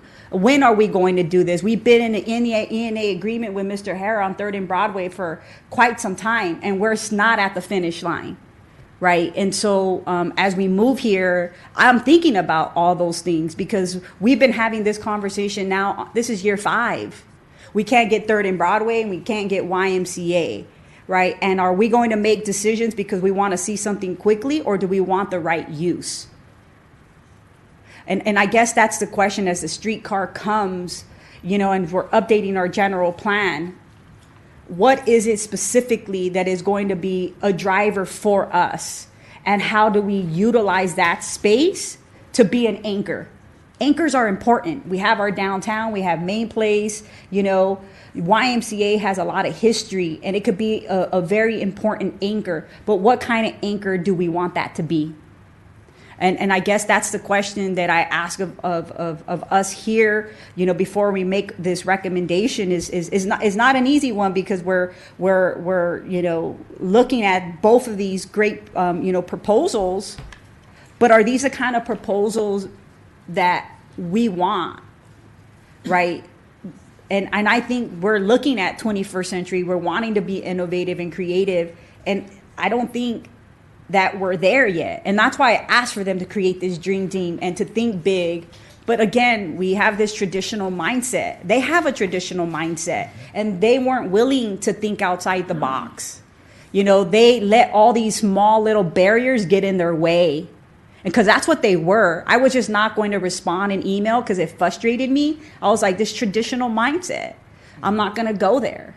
Well, this is not compatible. It doesn't make sense. Well, we could make sense of a lot of things if we really sit down and create the opportunity. When I saw the church and that young man, what was his name?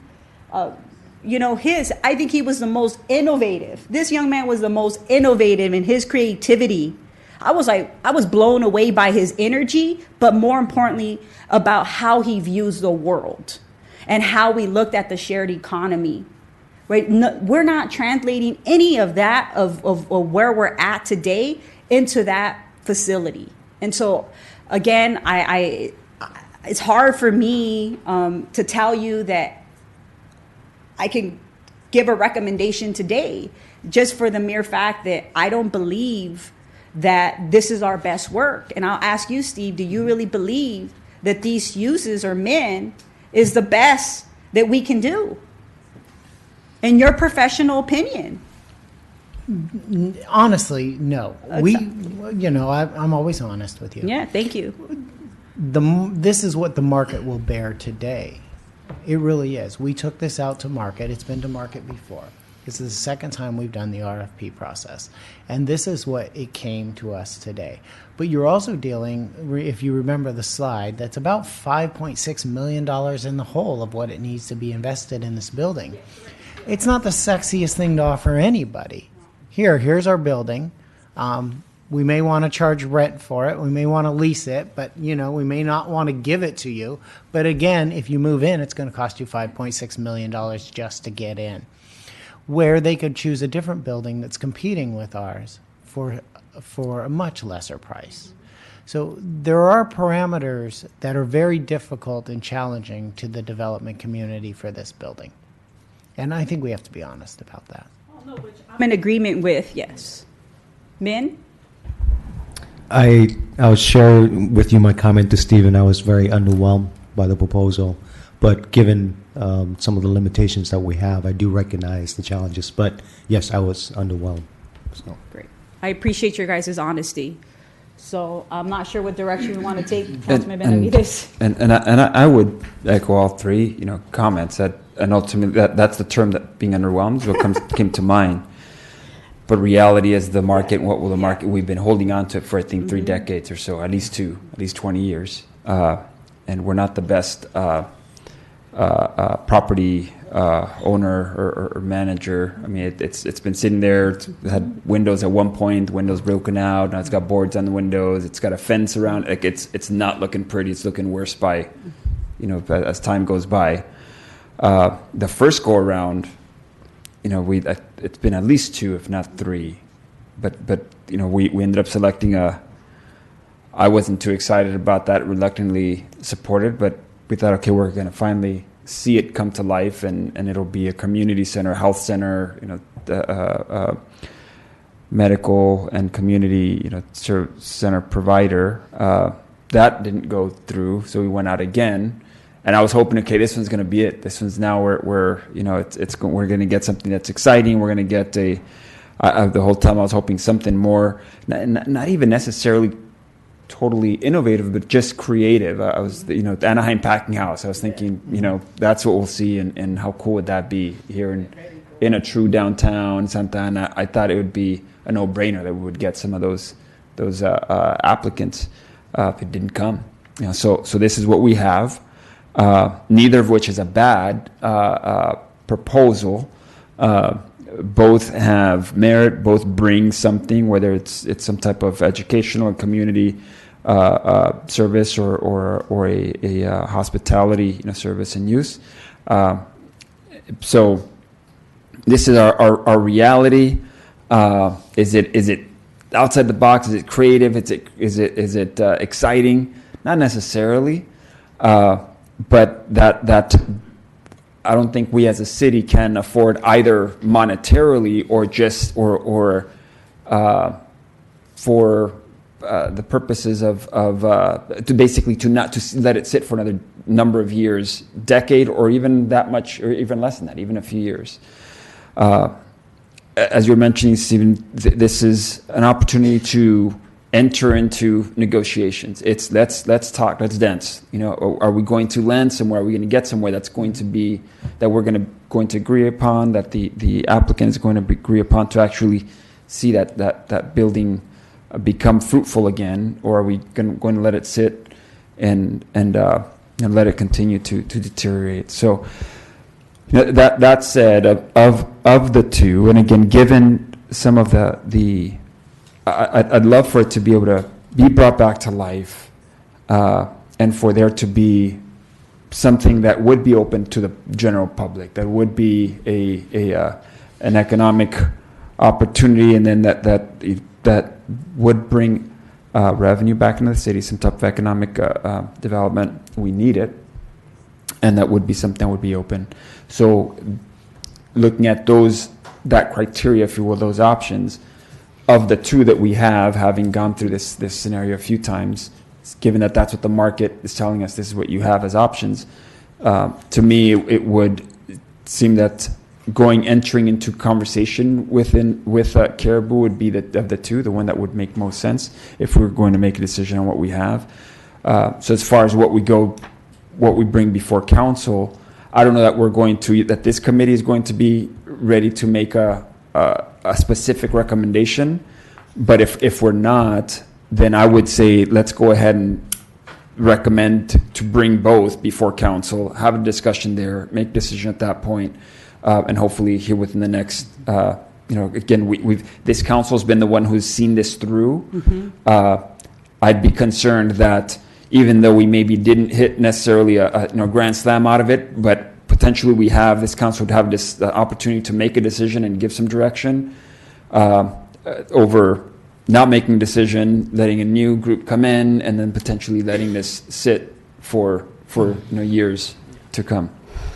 And I'm in agreement with Councilman Benavides, and I think taking it before the council still gives these proposals the opportunity to maybe, make some little changes, possibly put an addendum to what they have and make it. Yeah, exactly. And I will look at, if it is Mr. Hara, provide a little bit more community benefit, be a little bit more creative, and I would ask for these three things.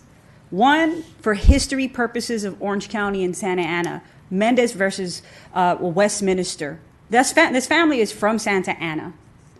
Doing a museum. Westminster is already doing a walk in their park.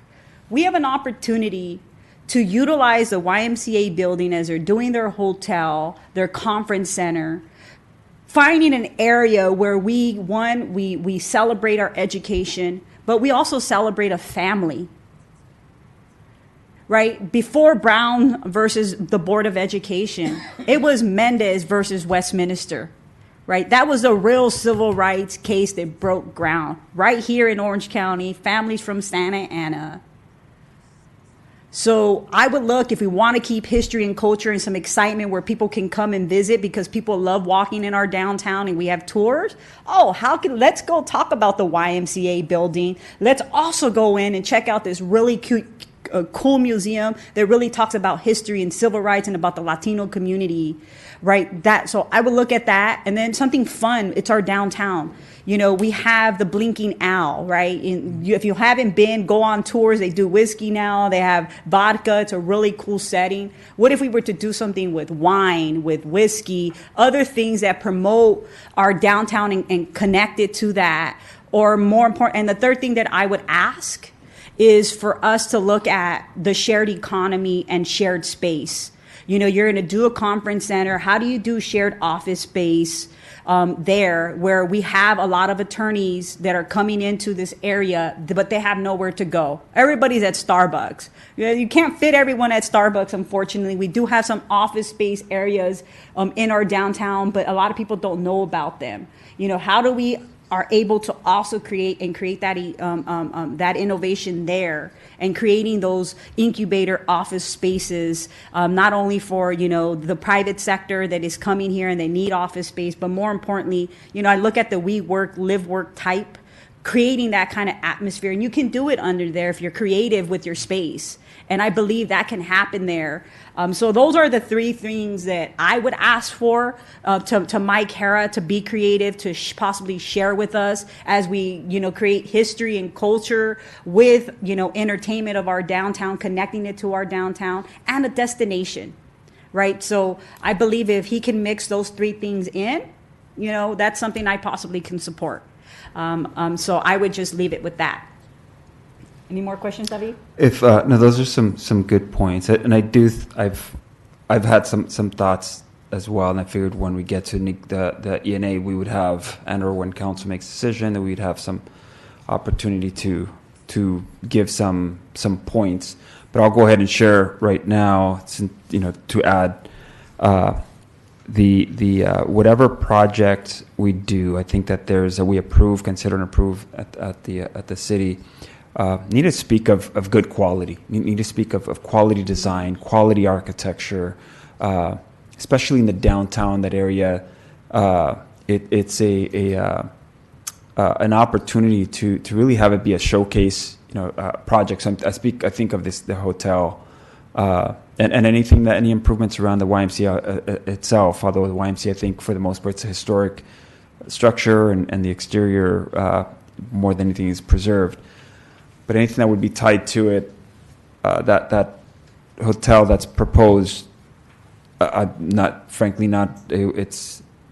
I would hope, and I think that we could do, better in having something that would be, again, showcase project. So, having an architect, I think we have a few that the city generally uses, or a list of folks. They've used some. In some of the other projects, I think. And the other is, one of the strengths of some of the other proposals is that there was consideration of a community benefit where community groups would be able to use it. specifically, you mentioned Relámpago del Cielo. Here's a homegrown nonprofit, I believe volunteer-based. It'd be great. Who's been looking for a home, and you've got this large community center that, from what I understand, the YMCA building itself, again, if we're talking Caribou, isn't necessarily going to, right now there aren't plans for it to be completely used up with other uses. One of the primary components of that proposal is the hotel. That would be a new construction, so perhaps there's an opportunity to be able to have some designation for some community uses, and such as Relámpago at the Y building, so it continues to have that community center aspect component to it. So those are some of my thoughts. So I think the recommendation is, well, what is the recommendation from your standpoint? For us to move this forward with the two options to the council. If you want to do that, obviously, if we were, I don't want to be unfair to Mr. Hara. So I would say, hey, you have an opportunity to bring some additional options to spice up your community benefit, right? And so he has that opportunity to hear that out, and you could have that conversation with him. Versus, us, telling him to do it before you bring it to the council. I think he has that opportunity. So for us, just saying we want to bring you both options. Okay.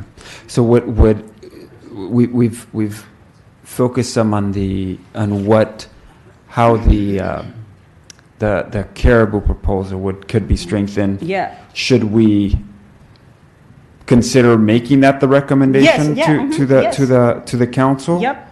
Yeah. So given that, my motion then is that we go ahead and make the recommendation that the consideration be Caribou, with some of these comments from members of the committee, and allow the council then to take up that consideration and have the discussion and make the decision. The direction is to ask Caribou to sharpen their pencil. Yes. Provide me with a proposal that will go to council for consideration. Is that what I get? Yes, that's Okay. No, we want to No, go to council. no. We don't got time anymore. Yeah. So we could have more discussion over there, but he needs to sharpen his pencil in regards to community benefit. Okay. Yeah. And entertainment and culture and history. Yeah. Okay. Yep. Fantastic. Great. Thank you very much. Of course. Next, we're going to be very quick. Preliminary, and comprehensive, and we'll go ahead and let you do both of those, Sergio. All right. Thank you, Mayor Pro Tem, and thank you. Good evening, Councilmember Benavides. The item before you this evening, as mentioned, is the preliminary year-end update and comprehensive financial report for the audit, the CAF, otherwise known as the CAFR. And just real quick, we're going to just go a quick overview of both the revenues and expenditures for fiscal year 17-18, also the fiscal 17-18 projected year-end balance for the general fund, and the audit process for 17-18, which is currently underway, and also some quick next steps. Real quick, just diving right into the general funds, we are experiencing our top six, which everyone obviously is more aware, is our sales tax came in a little short this year. One component of that is the CDTFA, which is formerly known as the BOE. They've been having some issues up north, Sacramento, with processing business returns related to sales tax. However, we're experiencing some continued growth in property tax. It's about 3% in line with historical and projected in the prior years. Also, UUT, nothing really more to add, Mayor Pro Tem. You're exactly hit it on the head. Cap and trade is affecting the city's UUT, along with the carbon credits and legislation from Sacramento. So we are seeing, on a budget actual basis, of course, $3.8 million. Business license, $892. So we're reaching actually a new peak here from that. And then we're a little shallow there on HVT, or otherwise known as hotel visitors tax. We did have some projections that the Holiday Inn was going to come in on board or online last year, but as everyone's aware, it came on this month in 18-19, and then the property on Main Street as well. So really explains the variance for the top six revenues.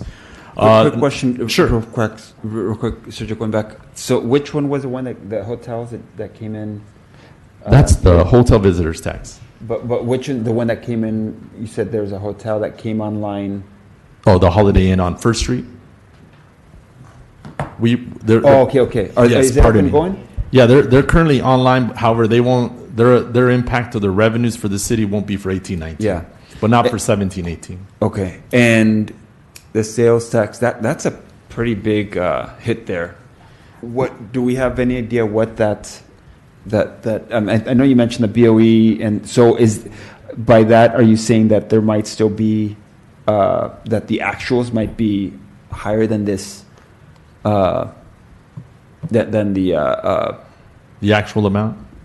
yeah, or is this in essence? Actually, are these audited? Are we still? It sounds like it looks like there's still the final is still pending.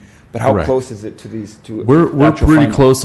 And in a few slides coming here, we're close for our revenue accrual process. So that ends in August. Unfortunately, the BOE did have some issues with the return. So we're estimating that our consultant has estimated about $1 million that the city not receive, but will receive in 18-19. In addition, the initial projection back in June of 2017 was a more optimistic approach on a budget basis for sales tax, in line with the increased activities and so forth. Year it looks like our sales tax has plateaued around that 45 to 47 million range, which is consistent with fiscal year 15-16, along with 16-17. So we are normalizing that for fiscal year 18-19. The budget for sales tax is about 47.9. So we have normalized that and taken that into account. Is there any specific area or industry within the sales tax that we're seeing a decline in? Obviously with the big box retailers Retail. leaving it, and with the main place with the challenges with Nordstrom going away. But however, those are the negatives. The positives is really a lot of folks are going out to eat. Our restaurants are up. That, according to our consultants, community services, that is a telltale sign across the state, or at least within our region. So we're monitoring that, and I think that's a really good point as maybe a quick deep dive on sales tax, just to let everyone know this is where we are on a retail or segment basis for the sales tax. But we are seeing there's not one huge dependent of economic sector for sales tax. It's a pretty balanced base, about 20%. Quick question. Do you know when we will get the final reporting, and then how short will we know that we are on the sales tax? Well, right now for 17-18, we're now closed. Okay. However, we have checked with our consultant who advises that BOE, or the CDTFA, will not be able to determine what 18-19 receipts consist of 17-18. What really that means is the city's going to receive the money. Yeah. However, they're not going to be able to distinguish between 17-18 returns and 18-19. And I asked that question because as we move forward too with e-commerce, and as we know, the big fight that we're having is, it's where the warehouse is at, who by formula is who's benefiting. So like Costa Mesa, yes, receives more than we do when we're shopping online more, right? Obviously, it's not a fair system. And when I leave office, I'm going to be working on that, and because at the end of the day, it's not fair. But more importantly, as we continue to look at e-commerce, more and more people are shopping online, and so as that continues, and we don't fix this, since 2015, if you look at the numbers, our sales tax, our retail tax has been declining since 2015, right? So it's great that we do have people eating food, but when the recession comes, we know what's going to happen, right? It's Right. coming down, and I'm already starting to see it in the downtown. I go to eat during lunchtime. I was there today. Not many people. I went to the black market. I had, I had a little bit of food there, and then I went to the Gypsy Den, and there was no more than 3 people in the black market and no more than 6 people at the Gypsy Den. right? And so we need to realize that, we're starting to see that, especially as the holidays come, people are starting to save up their money and eating less. Yes. So, as we move forward, both of those issues we need to look at, especially as the recession comes and what is it that we can do. The fortunate thing is that we actually have restaurants across the city, right? So we're not just dependent on the downtown anymore. We have some amazing restaurants in the south part of town that we don't highlight, and obviously Main Place has really moved forward with their food market hall, whatever it's called. They have all these different new options, and so we have some stability because of that, and we're no longer just counting on the downtown. But you can see the downtown though is facing some issues as it pertains to during the week, early week, that very few people are eating. It was dormant, especially with being a federal holiday. There was no one in the restaurants, man. I walked through there. I was there all day, and I was in shock. Starbucks, usually busy, empty this morning. And to your point, I think the downtown is definitely an indicator of, Yes. of really the city as a whole in terms of its retail activity and so forth. But we also have our consultant has broken up our sales tax deep dive broken up by economic segments: downtown Main Place, South Main Corridor, cannabis, so forth. So I think really maybe we can come back to the committee and just give a little update on that on a more deep dive basis. That would be here. fantastic. Thank you. You're welcome. As we moving forward here, everyone's commonly referred to as the top six, but we just wanted to quickly just highlight, obviously, the general fund, jail revenue, as well as a key general fund revenue source. As everyone's aware, in August 2017, the City Council, with the U.S. Marshals contract, just happy to report that the U.S. Marshals contract received $9.2 million. The difference was about $1 million in the Bureau of Prisons. So slightly under, but it did take a little while to ramp up. But that is we wanted to report back at least, let you know where this status update 17, 18. Another key general fund revenue source. And we want to do a little more interactive, not just give the same presentation, same slides, same revenues. Obviously, building activity. What's the marker there? As reflected here, $4.4 million that the city has received, and it's key building permit and plan check revenue. So it's a little shallow from the initial projected 5.7. So we are seeing some plateauing. However, that could change. As everyone's aware, development activity is cyclical in a sense, but we have revised the projection for the current year in 18-19. I think another reason too is certainty.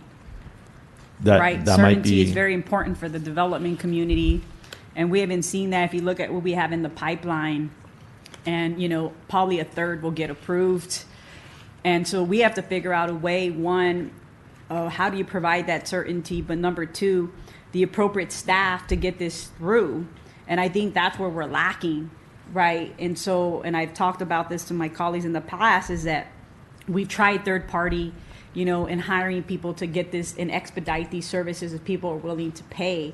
But the reality is that when you look at all these, fees that we're charging and the amount of time to get a building inspector out on and so forth is much longer than anywhere else. And so we're deficit in the manpower, and that doesn't equate to certainty.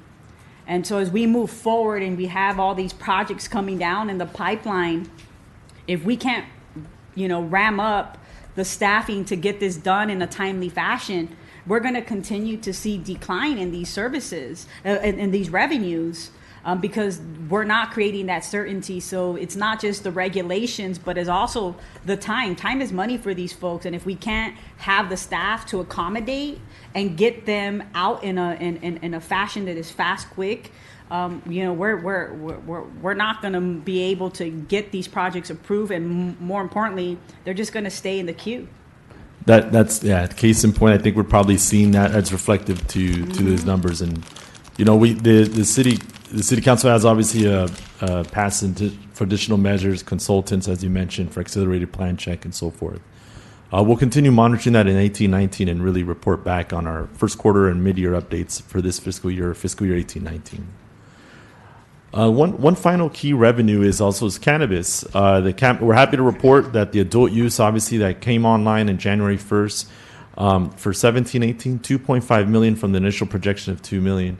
However, we did see a slight reduction in medical marijuana. I think one caveat to that was when the initial 3.5 was projected for medical, we didn't anticipate, obviously, cannabis coming in. It did come in, so there might be some impact towards that. However, we have normalized medical marijuana this year in 18-19 to 2.2 million. So we could see now a full year effect. Is adult use part of the medical or so forth? We'll hopefully have a more trend this fiscal year in 18-19 and happy to report back to you at quarter update and then mid-year as well. Do you know what our initial projections were for this industry? Back in 2014? Mm-hmm. So for medicinal, it was about 1.5 million is what we were anticipating. For adult use, like Sergio had mentioned, for 6 months adult use, we had anticipated 2 million. It was just a rough estimate. Obviously, the projections or the actuals came in much higher than what we anticipated.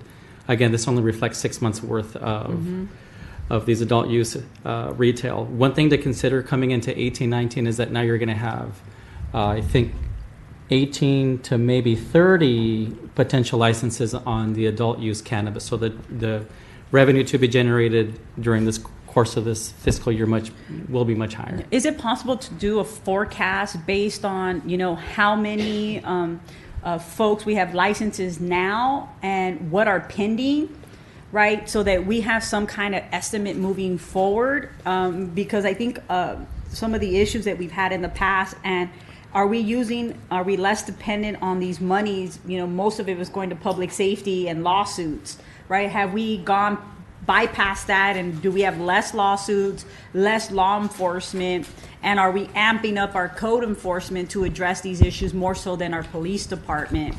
In Sacramento, they actually have a task force, and it's more composed of code enforcement versus law enforcement. They only bring law enforcement out when they have to do arrests, right? And so I was really impressed with their operation. And so, because I think most of the money that we've generated my colleagues talked about wanting to provide, revenue to the community and versus other programs, and we have yet to do that, right? For obvious reasons. And so, as we move forward, I think the initial projections and adding that as we ramp up to the maximum of retail, but more importantly, the other uses in regards to distribution and manufacturing, so that we have a sense. And it may not be what we're projecting, but doing 5 years down the line of these potential uses to the capacity would be very helpful, so that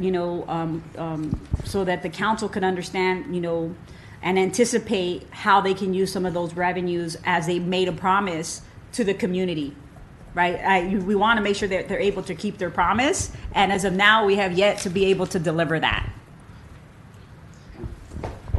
For the most part, on the medicinal side, the bulk of the cost here has been on the enforcement side, and also to pay for the legal fees. So, when it comes to the medicinal, I don't think we have any more pending litigation in that regard. But for the adult use, one of the things to consider is that it still is a fairly new industry for the city. We can definitely provide some projections as to what it's going to look like over the next 5 years. But again, once cultivation, manufacturing, production, testing comes into play, we'll have a much better idea as to how much revenue is generated. And I think in those additional uses, I think we were estimating about 7.8 million. 7.8 million for the manufacturing, distribution, testing. And the way I cultivation. want you all to project it is based on the pending licenses. Right. Correct. So right now we know that we have no cap on the manufacturing, distribution, and so I think some of the cultivation, right? There's some limits there, but being able to understand what we currently have in the pipeline, and then what at full capacity. Obviously, we're already there with the retail and the medical, so we know what we potentially can grow to. But these other uses, it would be very helpful for the new council to understand that. Staff can gauge, although we don't have no caps or limits on the additional uses, we can gauge what the market can bear, and I think that's a good way of gauging how much revenue we can generate. Yeah, that's correct. And really the 3.5 case in point, 14-15 around budget time in May 2017. the anticipation was we're going to be fully on line 20. However, once we arrived at 18, as Deputy City Manager mentioned, but that was during the year, so it obviously impacts. It wasn't a full year value. So moving right along on the general fund expenditures, and just shortly I'll have the actual overall revenue and expenditure look. But as we conclude on the revenue portion, the expenditures really highlighted 98% on a macro level for the general fund is to budget. So that's about 2%. That's a number that's key point, the capacity for the city. But really, the overall, we are seeing some labor savings that was attributable to that under budget, so to speak, for the general fund as a whole. Just quickly, obviously, we had some project savings and projects not coming on board. However, the overall take really for the general fund expenditures was the vacancy savings for the city. Year-end update. So as you recall, May 1st, the finance department did present to the city council a range of 8.1 to 6.1. Largely, where the reduction would have been in the sales in the adult use operating agreement for cannabis. We came in at around 2.5 the initial projection was $2 million. So currently, our $7.2 million projected deficit for year, and I think Councilmember Benavides asked, where are we in this process? The auditors are in the door at City Hall as we speak. First day, actually, today. So this is prior to the accrual period. If there's any adjustments or any last-minute changes, they will be reflected. If you look in the prior slide, we did include about $200,000 in accrual estimates, at this point. So that projection is subject to change based if we actually do realize that, a city our size, departments, unfortunately do get invoices really late in the game, past our accrual period, and then we have to make the judgment to include, and we do include at this point. But right now we're about 230.5 in revenues overall, and at 237.7. So really a structural deficit of approximately 7.2 million does exist. You talked about the vacancies. I look at the police department; they're at 99% capacity. Did they fulfill their vacancy requirements, or are they at this capacity because of overtime? Well, it's a combination of overtime. And how much overtime is the question? They fund, the police department funds their overtime in various sources, including the general fund. They do have some grants that do offset some overtime expenditures. But they're obviously, I believe we have under $2 million budgeted. However, they do have some overtime, not only in general fund, but also in grant funds that is grant eligible as well. Yeah, and I just, because I think as we move forward, the question is always is that, we're not hiring fast enough, but we provided those vacancies and we funded for some of those vacancies. And when we're wrapping up, I think we need to be transparent and saying that, they spent most of their money, but where did that money go? And so as we look at the new year for them to hire, those monies are still allocated for those positions. And when are those positions going to be filled? Is a question for me, because it's very difficult to see, when I'm looking at, actuals, I'm like, everybody's already here, but you guys had these vacancies, and I don't know what percent this time we had of attrition savings, 7 or 8%. And so, how did we get here to this percentage if we have these attrition savings and we had these vacancies and we didn't fill them? Where did the money go? Did that money just act like we spent it and went to these attrition savings, and that money went somewhere else because it's not being spent really in their department? Does that make sense? It makes sense. I think the short answer to that is they had other expenditures, obviously within labor, in addition to overtime, and also some contractual expenditures on a whole. So through all the different departments? Through other divisions within the general fund. Okay. You know what I mean? And really that number there, the 243, the council passed a $234 million budget. However, the $10.2 million U.S. Marshals contract or jail appropriation, that is why you see that 243 number in terms of the revised budget. Okay. Yes. But no, thank you for clarifying. And that is really this, as mentioned, $7.2 million structural deficit pending final review by auditors. Shortly, we'll have one of my slides we'll be back to check back in with the council and give us the final report after the conclusion of the audit and the opinion is issued. And just a quick question, because I probably won't be here after the fact, but if say the gas tax gets repealed, the problem for Santa Ana, as you know, we bonded, Yes. right? And we have, money, 1.5, and then we have a principal and then interest. That obviously is going to impact the city. And at what point are we going to highlight that when we're going to get a double whammy if this gets repealed? One, we're not able to fix our streets, and then two, we have this debt, right? So this is, and I'm trying to explain to our residents that they need to vote, to no and not yes, right? Yes is repealing, Yes. no is keep it intact, and because of the sensitivity about the city of Santa Ana, what we're facing comparison to other cities across California. Obviously, there were other cities that did what we did, and they too are in jeopardy. And so, we're going to know very quickly how that's going to impact our budget, and the deficit is going to increase as we move forward. In case in point, that revenue for the gas tax, it sits outside the general fund, but you're correct. It's the what is the increment of what's relayed upon is the gas tax. You're correct that we do receive from the state. Yeah. So that would be an impact the most definitely. What was the question? When we approved this year's budget, the 18-19 budget, there was a projected deficit for the 17-18 year for this year that just passed. How far are we from what that was? So for the 17-18 budget, when it was adopted, I believe the deficit was 9.1, 9.3, yes. And really what helped us out here is the fact that we had adult use cannabis that came into play. So it brought in an additional $2.5 million that we were not anticipating. And for 18-19, the deficit projected was 10.1, 10.2 million for 18-19. So it's a little confusing. We're in 18-19, but we're reporting back 17-18. But that's kind of what we're going to highlight shortly in those slides, is doing that check-in really to the council and also obviously to the committee, giving you the updates, giving you just so we could be on the same page. Okay. Thank you. You're welcome.